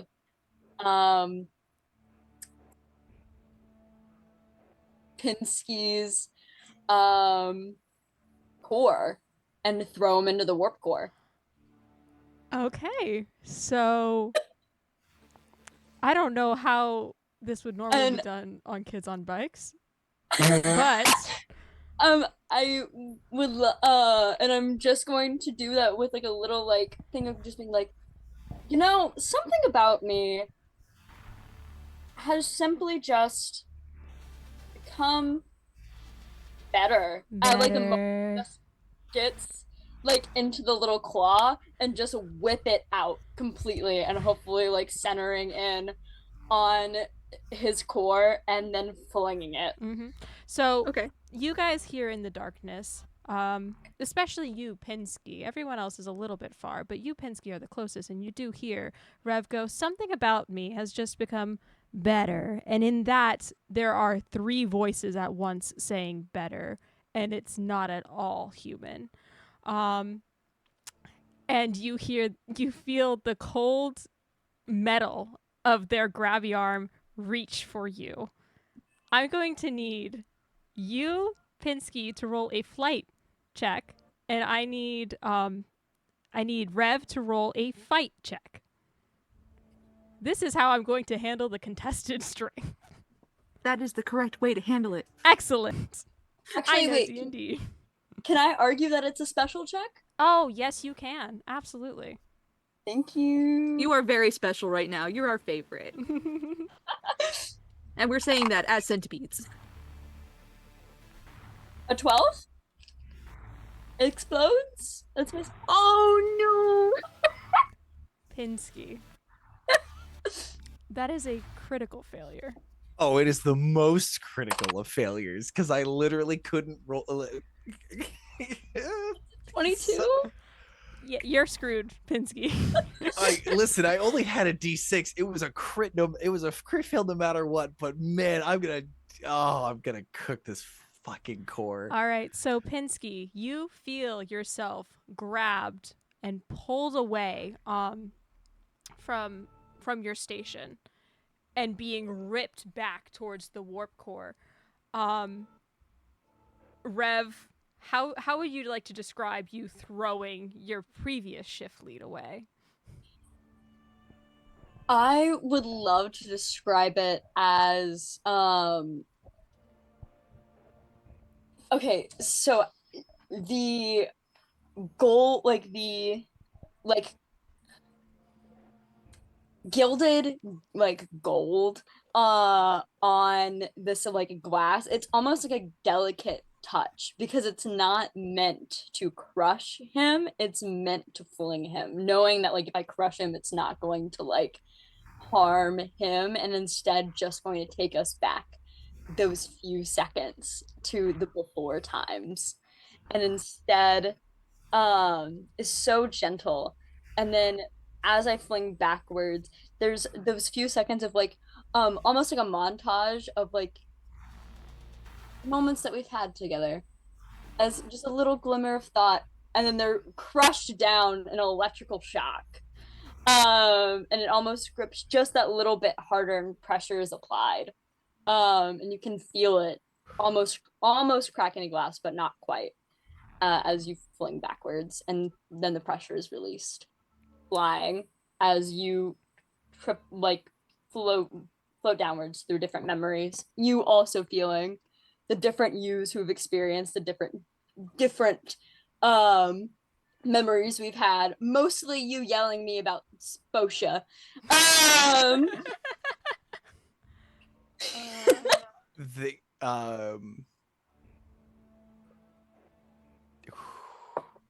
does Pinsky have time for one line on the way out? There's always time. There's always time for a time one-liner? to die dramatically. As just sailing by and locks eyes with Rev, and is there as an entity comprised of many. Am I seeing the influence of others? Are they still Rev's eyes, or are they the eyes of whatever has gotten into Rev? In this darkness, with nothing but the warp core pulsating, normally you'll see this kind of blue light reflecting on eyes or any reflective surface. And it does reflect in Rev's eyes, but you also see a stark purple backing to their eyes. Like if you hit something with the flash and an LCD screen was behind it. Oh. And there is just a bit of a twisted smile as they have thrown you to what you know will be your doom. On the way out, all of the voices, all of the experiences, the fixed point in time and space that is log base 2 of 3, as they fall, looks to the thing in Reb's body and just says,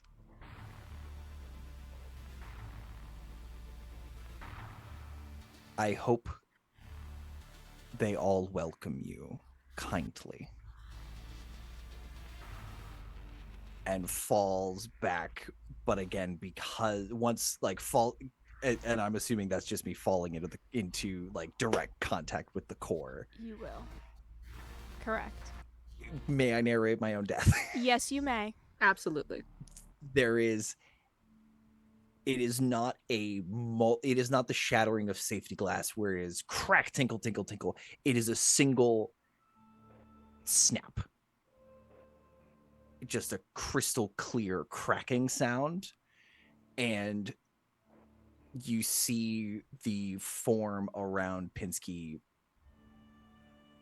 go just shatter. That weird opalescent sheen around them is gone, and as they're pressed, one of their faces to the core, one face up to the other two faces kind of off to the side, they continue to almost fall into it. And all of that fractal, self-repeating, self-similar pattern is now just being subsumed into the core. And if you look too long, it just feels like there is this endless, bottomless, Pinsky-shaped hole in the core. And I feel like the core, I don't know how the core will respond to this, to all of these probabilities and statistical certainty, but all of them, for once, there is no motion after that first contact and the falling. All right. Jacked and Ellie, you have a split second, because you know, having seen what just happened and unable to stop it, you know that something terrible and catastrophic is about to happen in the engineering bay. Something that is life or death for you. you have a choice. Do you choose to save yourselves? This is for each of you separately. It's not like you both have to do the same thing. Do you choose to save yourself so that you can try and fix things later? A chance to fix things later if there's anything left to fix? Or are you going to do something to make this less catastrophic?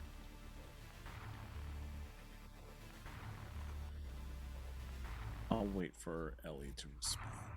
Okay. I think I would save myself. Ellie, with you being at oxygen, this is a split second. You do see on the panel lit up. It says 20% oxygen remaining, low reserves, and it has an option to select 2 out of the 5 sectors on this ship. Would you like to save engineering, research, medical, officers, or the bunkers, where you know other crewmates and shipmates reside? Okay, wait. And I know what time of day it is. You know that you guys just came back from a planetside mission, Mhm. so there are skeleton crews in each of the sectors except crew bunks, where the majority of people are currently taking a well-deserved rest. The time is currently 10:48 p.m. The weather outside is space. Is space. Okay. I think with the majority of the people being in the bunker, So, that one's a definite. Okay. okay. Do I want? And if you would I like, I can think- also break down each of those sections for you. They're all pretty self-explanatory. Yeah. Medical being like the little hospital, Mhm. research being research. Medical is full of doctors. Research is full of scientists and people who are at the heads of recovery, which is one of your ship's main missions. Officers are in charge of the ship and making sure that it gets home.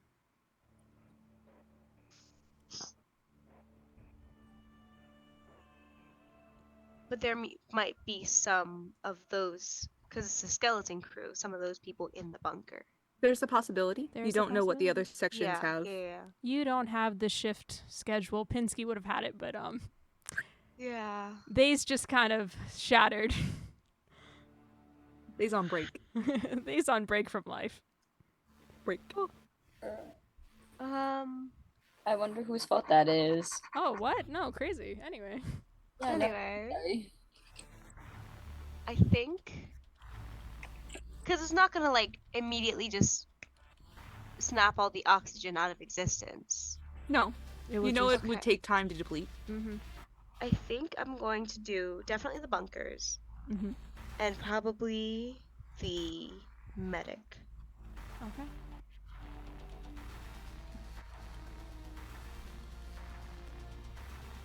Because who knows? People might feel icky and be like, you know what? I'm gonna go to the medic. Jacked. A similar situation is occurring for you. At the generator, the backup power has come online, sensing a surge. And it says, low power remaining. Choose where to divert power. And you get the same 5 sectors: engineering, research, medic, officers, and the bunkers. Power does not mean oxygen, but it does, well, mean everything else. What would you like to choose? I have a couple questions. By all means. First question is, I just saw Rev throw Pinsky into the warp tour. Yeah. Okay. You witness, it is dark since the power went out, but you did witness in the light of the warp core, especially being as close as you are, you saw Pinsky go flying, the echo of them as well, and then it smashed into the warp core, and now the warp core is sparking. And you just saw the metallic tinge of a hand flicking them. Is this a ship that can be broken up? There are... Meaning, can it be pieces? Oh, yeah. Can it go into different pieces? It is unfortunately not a Power Ranger, but... Well, I was thinking like other no. spaceships. No, I completely understand. Yeah, that's what I was thinking. It does not split apart into sections, but there are escape pods. The escape pods are located mainly in the bunker. So here's what Jack would like to do. If possible, and you can tell me no. Sure.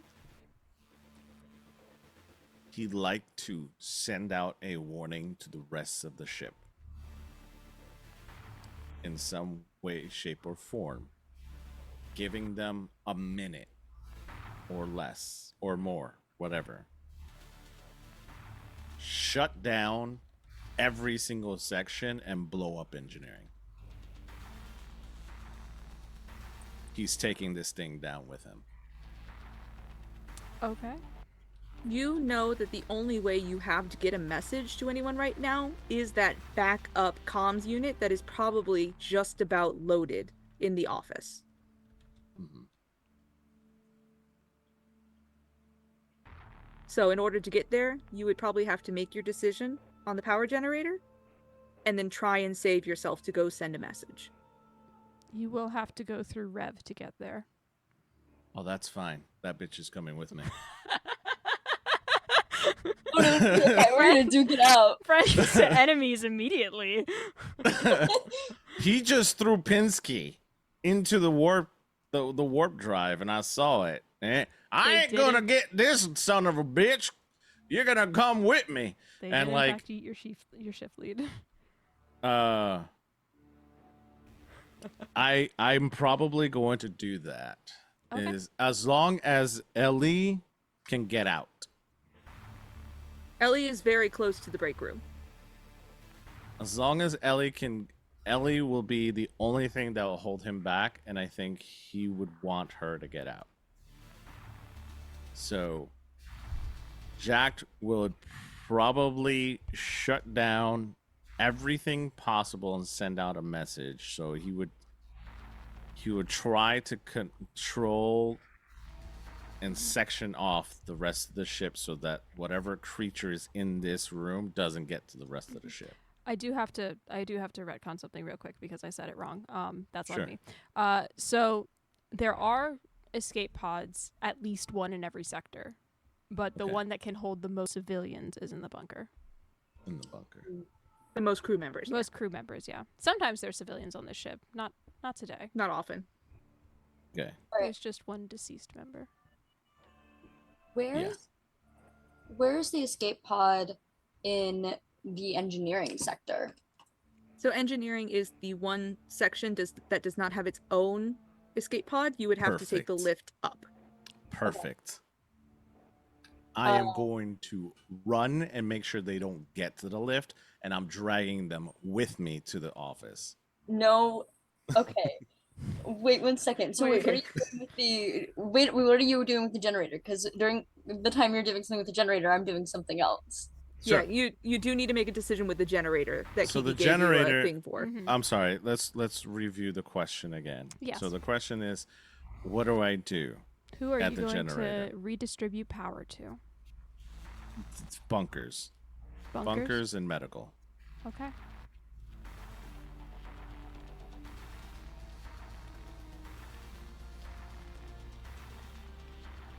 All right. Right. Then I'm beelining towards last location of Rev. Okay. You can do that in this low gravity. James, I'll let you take the reins from here. Of course. All right.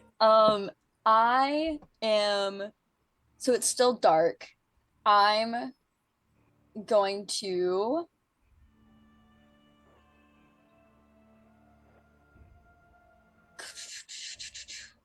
what do I think is the funniest way to solve this problem? I okay. I go to comms and I'm okay.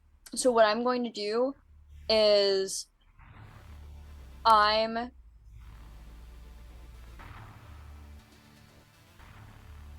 throw out a piece of like metal in my pocket that looks like a very similar color metal as to my own like thing that I keep on me. I fidget a lot with my own stuff. Like I tinker with it. And I use a tool that is the same color as stuff. That's how I keep it away from like all the other shit that I use for like this is my little gold tool that goes with all my other stuff. This is a iron wrench. This is for other normal regular stuff.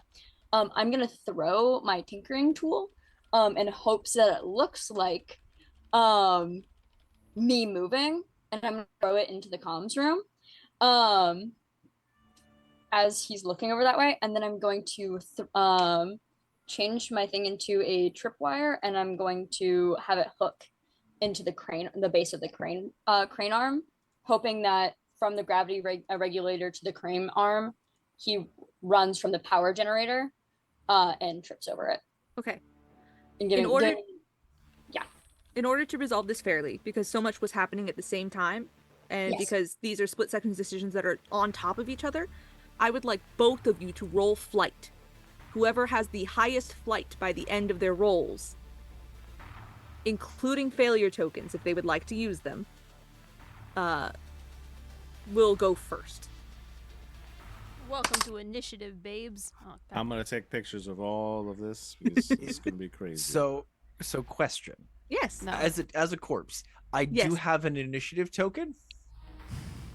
An Is it initiative- A lost? failure token? Or a failure token? Sorry, I have a single failure token. I will. You're the team leader in spirit. You know, you could. Quite literally. That's all I am now. in spirits. You can utilize your failure token. I don't want that to go to waste. I Okay. can say that like as you are passing by, especially with being in line of sight of at least one of these individuals, you can kind of shoot off a piece of yourself to assist them, and that would be your failure token. I was thinking motivation in spirit. I mean, that's fine As too. like Do whatever you want. because currently Jacked is I like don't know, I'm not a scientist. I'm a bully somebody. It's just in the a name of my part of them boss. knows they have to do the paperwork. or it's just the voice being like, okay, well, but yeah, I just wasn't sure if I could donate this to a human Yeah, if they you can needed donate for. it. Okay. I've got North's pictures. What did you roll? I rolled a 3. I have a D4. Okay.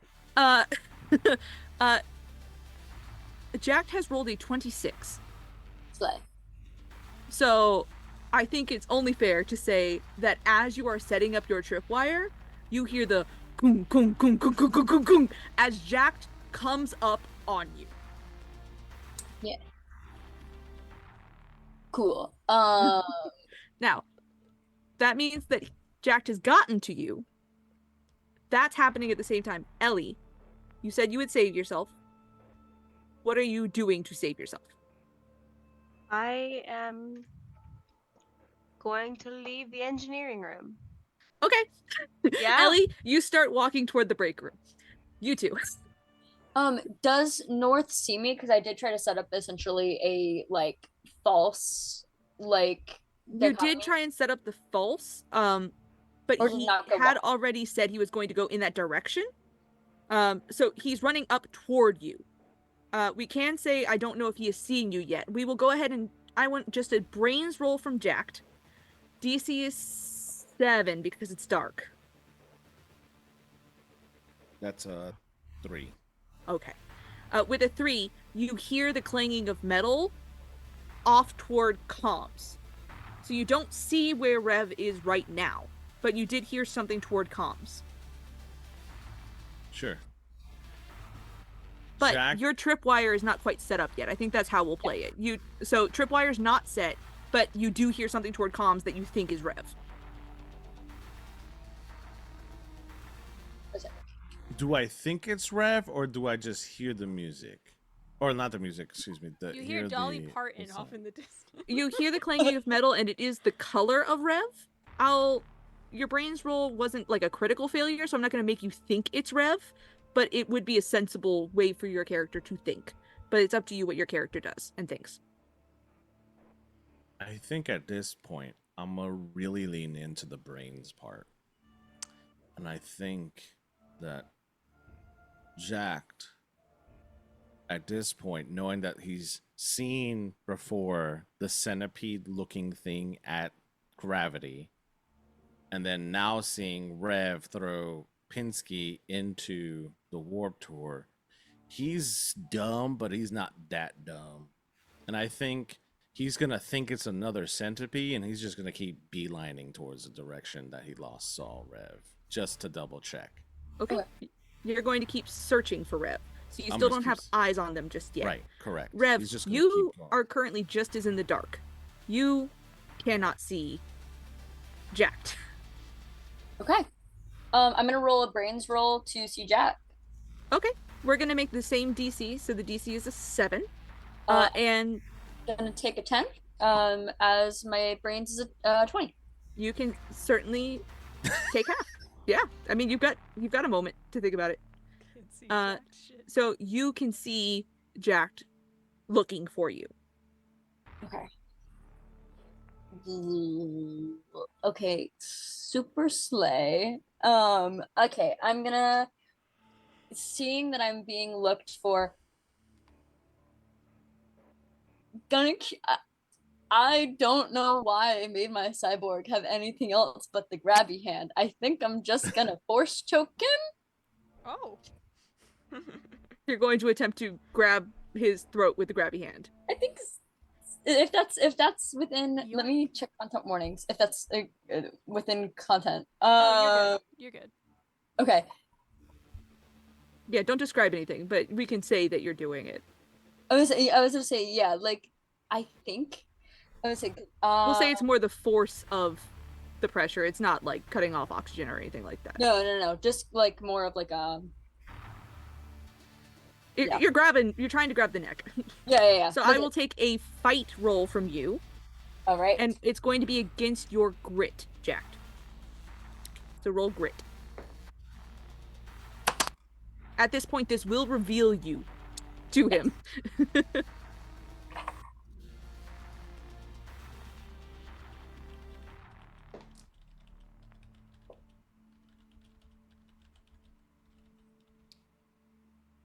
Always like,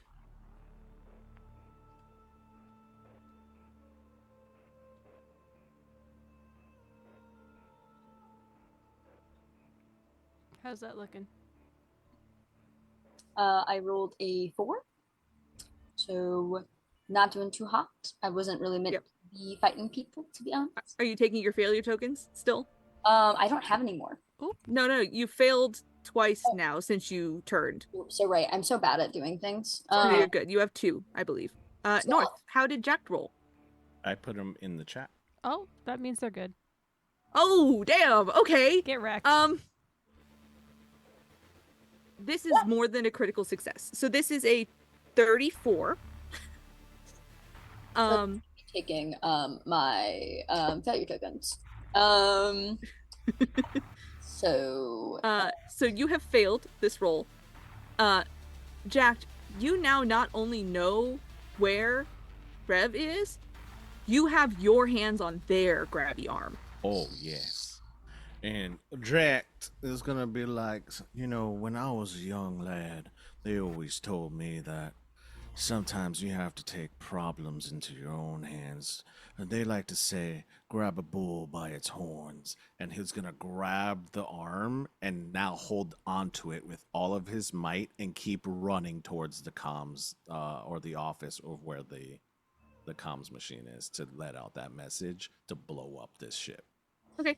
You are running toward comms. Ellie is in comms. You have reached comms. Would you like... Or- Well, or- you're in the break room. Would you like to do anything with comms or try and get in the lift? Wherever that thing was, I might be. Yes, Yes, it's in the office in comms. Yeah, that's where I'm at. All right. So Ellie, are you gonna go send a text message, or are you going to try and get It out? is loaded up.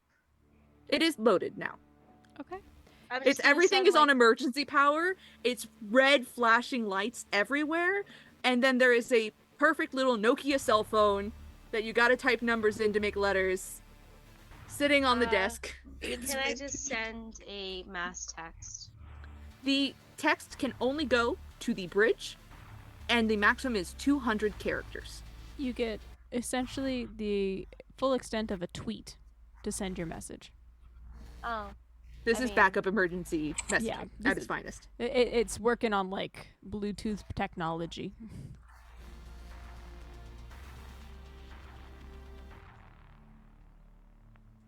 Did I say But, like, Bluetooth? See it. It's fine. We weren't correcting you. You're My the GM. brain, You say my whatever you brain want. broke. I will also say, Jack, you do have the ability to like shout to Ellie because you did. I think it's through the flashing. You can probably see Ellie step into the comms office, so you know that someone has gotten to comms. Ellie, you might hurry up and send that message out because I'm coming right in. And I'm coming full force. For those in stream, it just says get to the bunkers ASAP with a smiley face. It says or else perish. Smiley. Oh, or else perish. Get to the bunkers Frowny face. ASAP Smiley face. or else perish! Exclamation point. Left parentheses Colon, left semicolon. parentheses. That's it a message. winking? That's a winky face. Is it a winky face? Did I not hit shift? That was a regular. Okay. I did. Sad It'd be winky funny if it face. was. If it was with a winky face, I would absolutely know Ellie had sent it. You know what? You're so right. I'm changing that. Pinsky doesn't know what emoticons are. Didn't. Sorry. There we go. Tenses. Fix it. R.I.P. I got you, Winky Pinsky. face. Yeah. Okay, Listen, plurals were hard. Now we're into tenses. Like, this is just a mess. Ellie, you are able to send your message. I am going to pass something over to Kiki for fulfillment now. Hold on, I'm waiting on some things here. But Ah. Jack, do you enter the comms room and you see Ellie finishing a message and sending it off as you are dragging Rev by the arm. Mm-hmm. Mm-hmm. I need you to make me a grit roll, Jacked. Sure. Sure. Okay, this one, sure. Oh, right one. Okay, that's the right. Okay. Sending the picture now. That's an Oh. 18. Jesus Christ. It's an 18. 18. Okay. So Big beefy boy. Big beef. he's so beefy. So what happens is you enter the comms room. You see Ellie finish the message and turn towards you. At the same time, you feel a shock into your neck from Rev's arm. And you kind of shake it off as you feel something trying to crawl across your skin. With maybe like 100 legs. It's just like the critters back at home. And it has a kind of a static shock sensitivity to it as it crawls across your skin. How many are there? There is about 2 on you right now. 2. Do I see a change in Rev? No. So Rev is still Nope. Yep. still not Rev. Yeah, Rev is still looking at you with murderous intent. Awesome. And an I arm will- that's like dangly. I will definitely be I would definitely be away from Ellie so that Ellie doesn't get it. Mm-hmm. And I would probably yell to Ellie, run. Rev, you have tried to infect this individual and are noticing that it's not taking. But there is another individual in the room that your eyes drift towards, a particular sorority valley girl that has just sent out a communications message. What would you like to do? I would love to get my arm back. Is what I would love to do. Does Jack still have his hand on my arm? Oh, Very much 100%. so. I am not letting go. You Okay. have a few options when it comes to your arm here. You can detach it like an evacuation eject, or you can try to pull it back and fight for it. I don't want to get rid of my grabby arm. The closest thing I have is a fork. Um, You also hear the warp core sparkling with much more intensity than it was 5 seconds ago. It lit some 4th of July sparklers. You feel a pulse wave ricochet off and affect gravity and the generators, and there's sparks that fly behind you. Actually, you know what? I know we technically got rid of charm, but can I do a charm check? No, I think we got rid of charm. Are I you think gonna we're try gonna keep to it as seduce we got rid of it? charm. Can I do like a brains for charm? What are you attempting What to are do? you trying to do? I want to lie and say that that my shock was getting rid of my evil murderous intent. And that the bugs leaving were fine, and that the sparks from the warp core I'm really wanting to go investigate and try to get my arm back. Oh God. No. And do basically a brains manipulate. I think that in this moment, Jack is angry enough That it that would there really wouldn't be the use of a charms No. roll against it. Because I personally don't think that in the state he's in, it would be fair to ask for a brains roll as charm. Because Yeah, of no, his I brains don't respect equal that. charm. I'm just like, oh man, I wish I could use that You moment. could definitely like, say it. I wish I could use that moment to be like,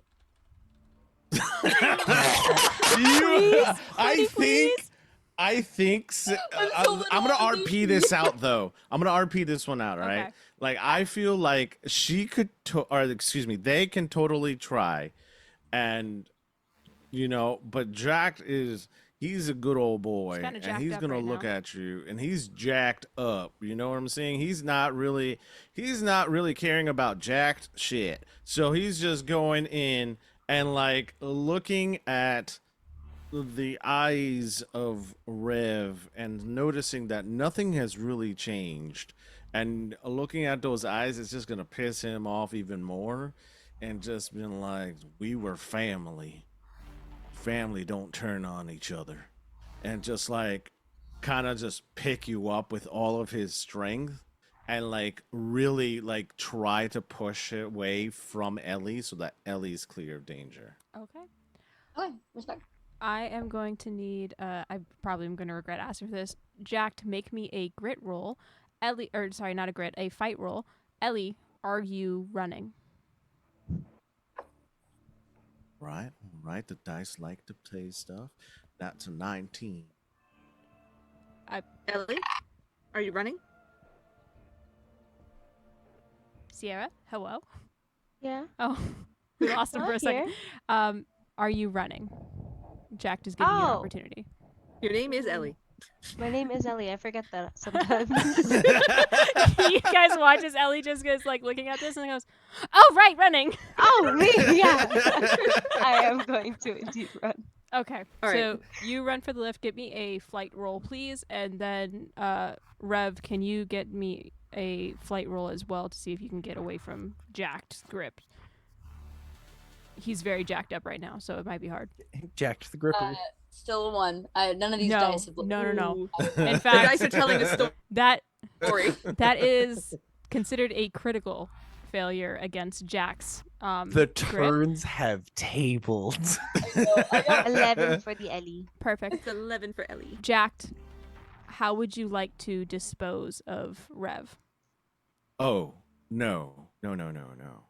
We are not disposing of Rev. Okay, fair What enough. we are going to do is take those critters and dispose the critters onto the ground. So he's going to grab those centipedes, son of its OBs, and throw them on the ground and squash them.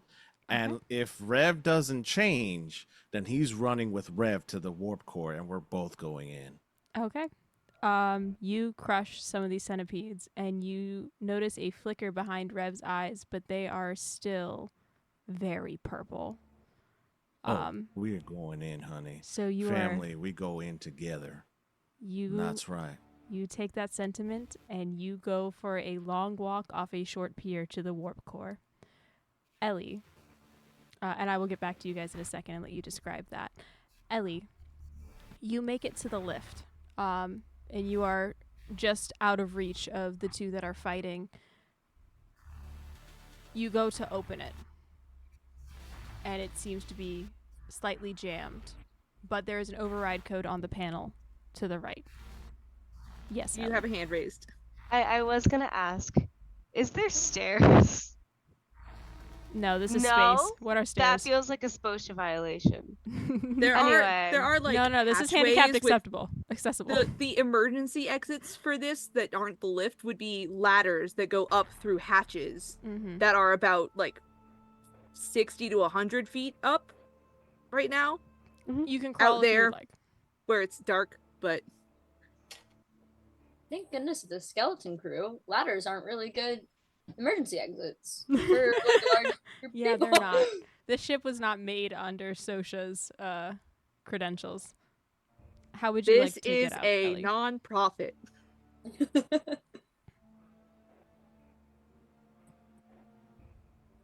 Done. Oh, they're typing. While they figure out how they would like to escape, I'll go ahead and throw back to Jacked and Rev and your long walk off a short warp core. I think at this time, Rev is going to be, or excuse me, Jack is going to look at Rev in kind of disappointment. And I think he's going to try to keep the arm attached so that he has both arms and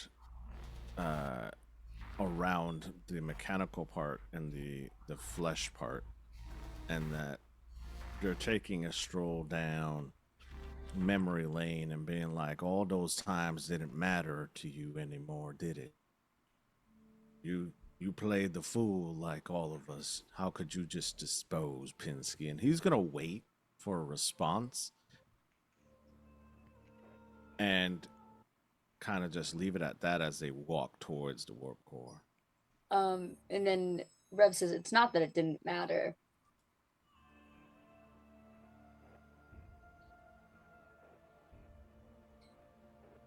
It's simply that something started mattering more. And then for one last moment, try and get away, but it's not going to really do anything. One, because I simply just don't have the die that's going to let it. Sometimes it be like that. Yeah. The downfall of us all, the die.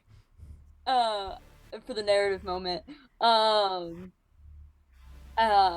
as like they try to get away and nothing happens, and you can tell that there's a spot of truth in there, and something is just known in the fact that their eyes are different. Like something about them fundamentally is different. You picked up something down from this last escapades together, didn't you? I did. Someone may have said that I may have hit my head. Interesting. This could have all worked out if you would have just asked for help. And as he says that, we all flung ourselves into the warp core. Do you have any final words, Ralph?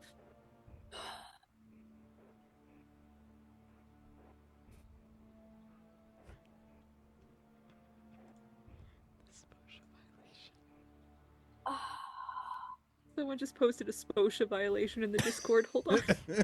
I was not emotionally ready for Sposha. I'm so sorry. Rev, your final words as you leave this mortal coil, please. Quick before Sposha hears. It should be said, as all of you leave this mortal coil. Not every one of you, but each of you.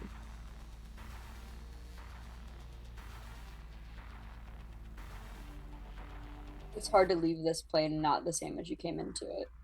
So, once again. And then dies. That was fucking deep.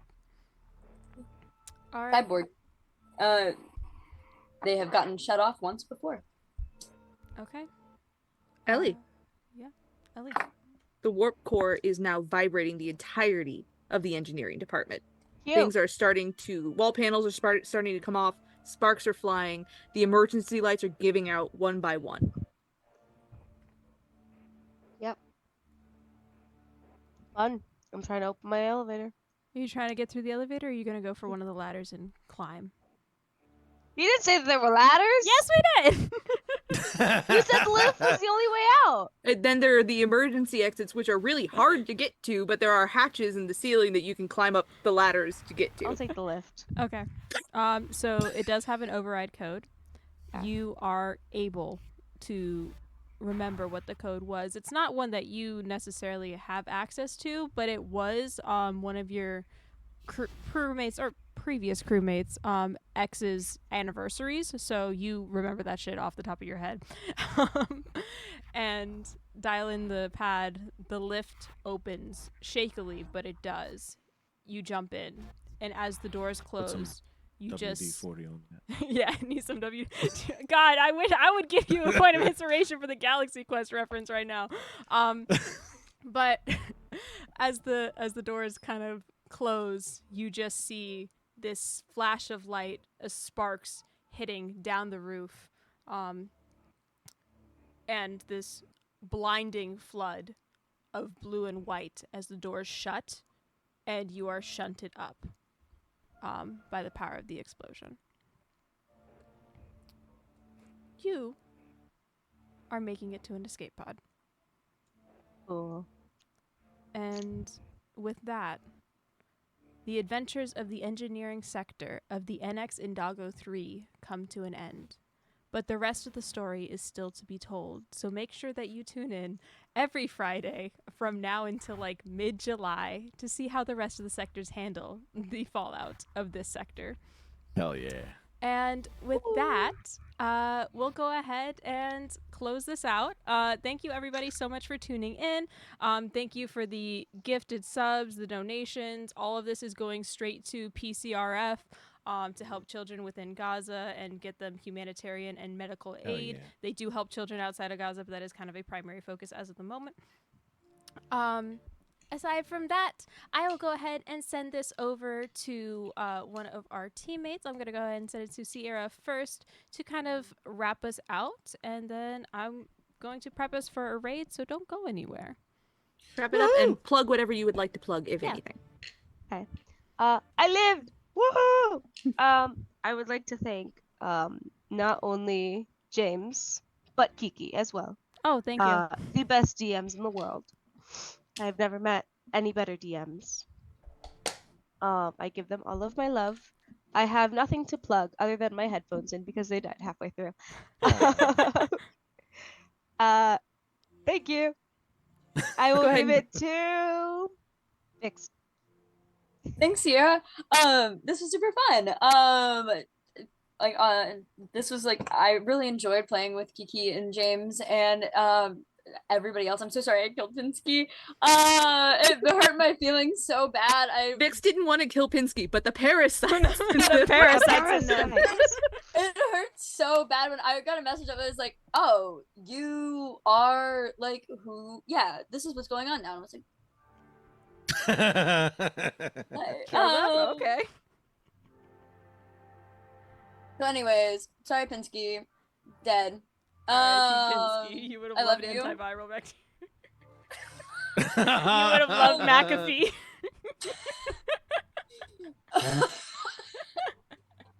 I really need to get like some antivirus software next time that I build a cyborg. Like, it's really important. I thought that because I was just tinkering around, it'd be fine. It's fine.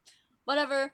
Follow me on TikTok. Yeah, just really cool. I'm gonna hand it over to the only person that I managed to murder. My lovely friend Curtis. Hi, that's me. I died not of my own volition, but went out in a blaze of glory.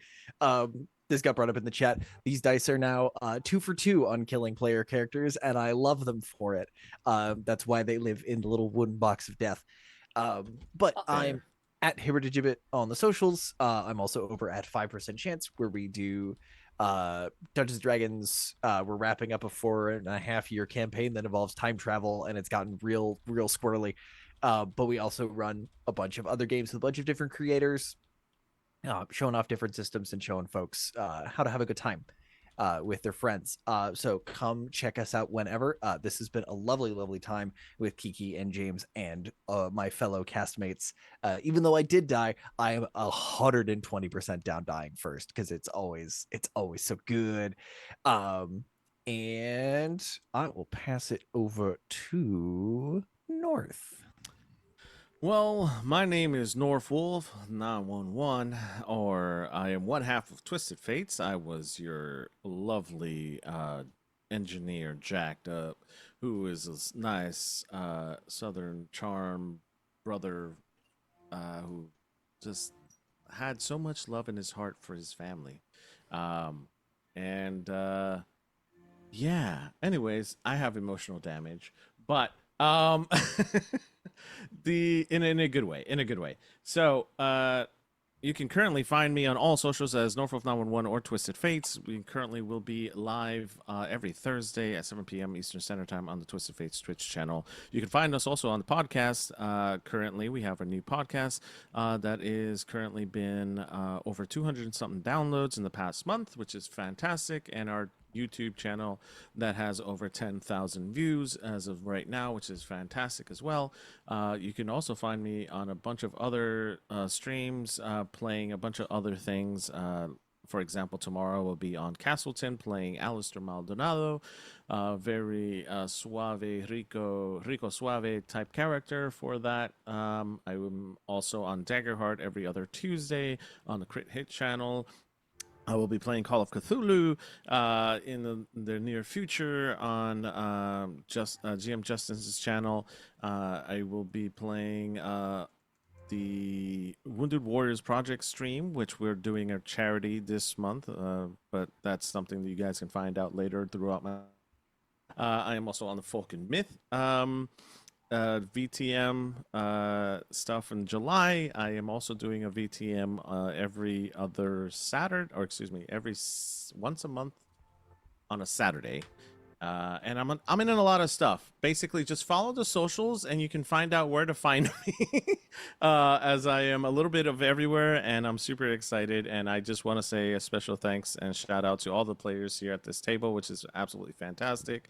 And Kiki and James, you guys are phenomenal, and thanks for having and putting up with my silliness. And I'm sorry, Rev, that I've killed you, Vix. But you're not getting away with killing my bestie, Pinksy. So you know you're gonna stay with me, and I'm glad that Ellie got out. But anyways, it was fun. All right. It was really fun. I'm so sorry that I killed your bestie, and I'm sorry that I, tried to kill you. So hard. Sometimes you gotta murder your crewmates or your coworkers, and so we all get to that point at some point. James. We've all wanted to kill a supervisor. James, go ahead and plug. That's fine. My name is James. You can find me on socials as HuggerMuggert. And if you want to check out my Patreon, which is in my link tree, you can get fantastic maps like the one from tonight for absolutely free. For free! I don't have a paid tier. I just give shit away. He likes to make maps. It's Terrible amazing. business decision. But I just make so much shit, I don't know what to do with it. So you can have all the maps you want. I release maps on the monthly in a pack with a whole bunch of story building, a story that you can use for in game, anywhere you want, with friends, online, however you want to do it. And if you follow the Patreon, you can vote on what map packs come out. The maps for this game will be out after the entire game is played, as a pack on my Patreon. That way you can also throw your friends through the gambit of emotional toil that is the NX INDAGO III. And I will pass it over to the lovely lovely, lovely, lovely, lovely, lovely. All right, Kiki, that's enough, who is that's not only enough. my partner as a DM, One but more my time, partner one more in real time, one life, more time. because she's lovely. All right, that's gay as hell. During Pride Month? Anyway, so hi, I am Kiki. I do stuff. This is my here channel where I do stuff. You can find me Tuesdays on Sir Pfeffer's channel, in which I play Ellis, a smart talking asshole artificer bard. Or bard? No, artificer. Sorry, she's a shithead. You can find me Thursdays on Madaloon's channel playing Mila, the daughter of Taiki. You can find me here occasionally doing whatever. We are running charity streams through the entirety of this month, so be sure to check in on that. And we are running charity streams every Friday, where you can catch me and James right back here, right on the NX INDAGO III. Other than that, thank you all so much for joining once again. This was our first time running a TTRPG on this channel, and we greatly appreciate it. So thank you all so much for the love. We're going to go ahead and raid into Quincy's Tavern, so hop into this raid and let's see what he's doing. Bye!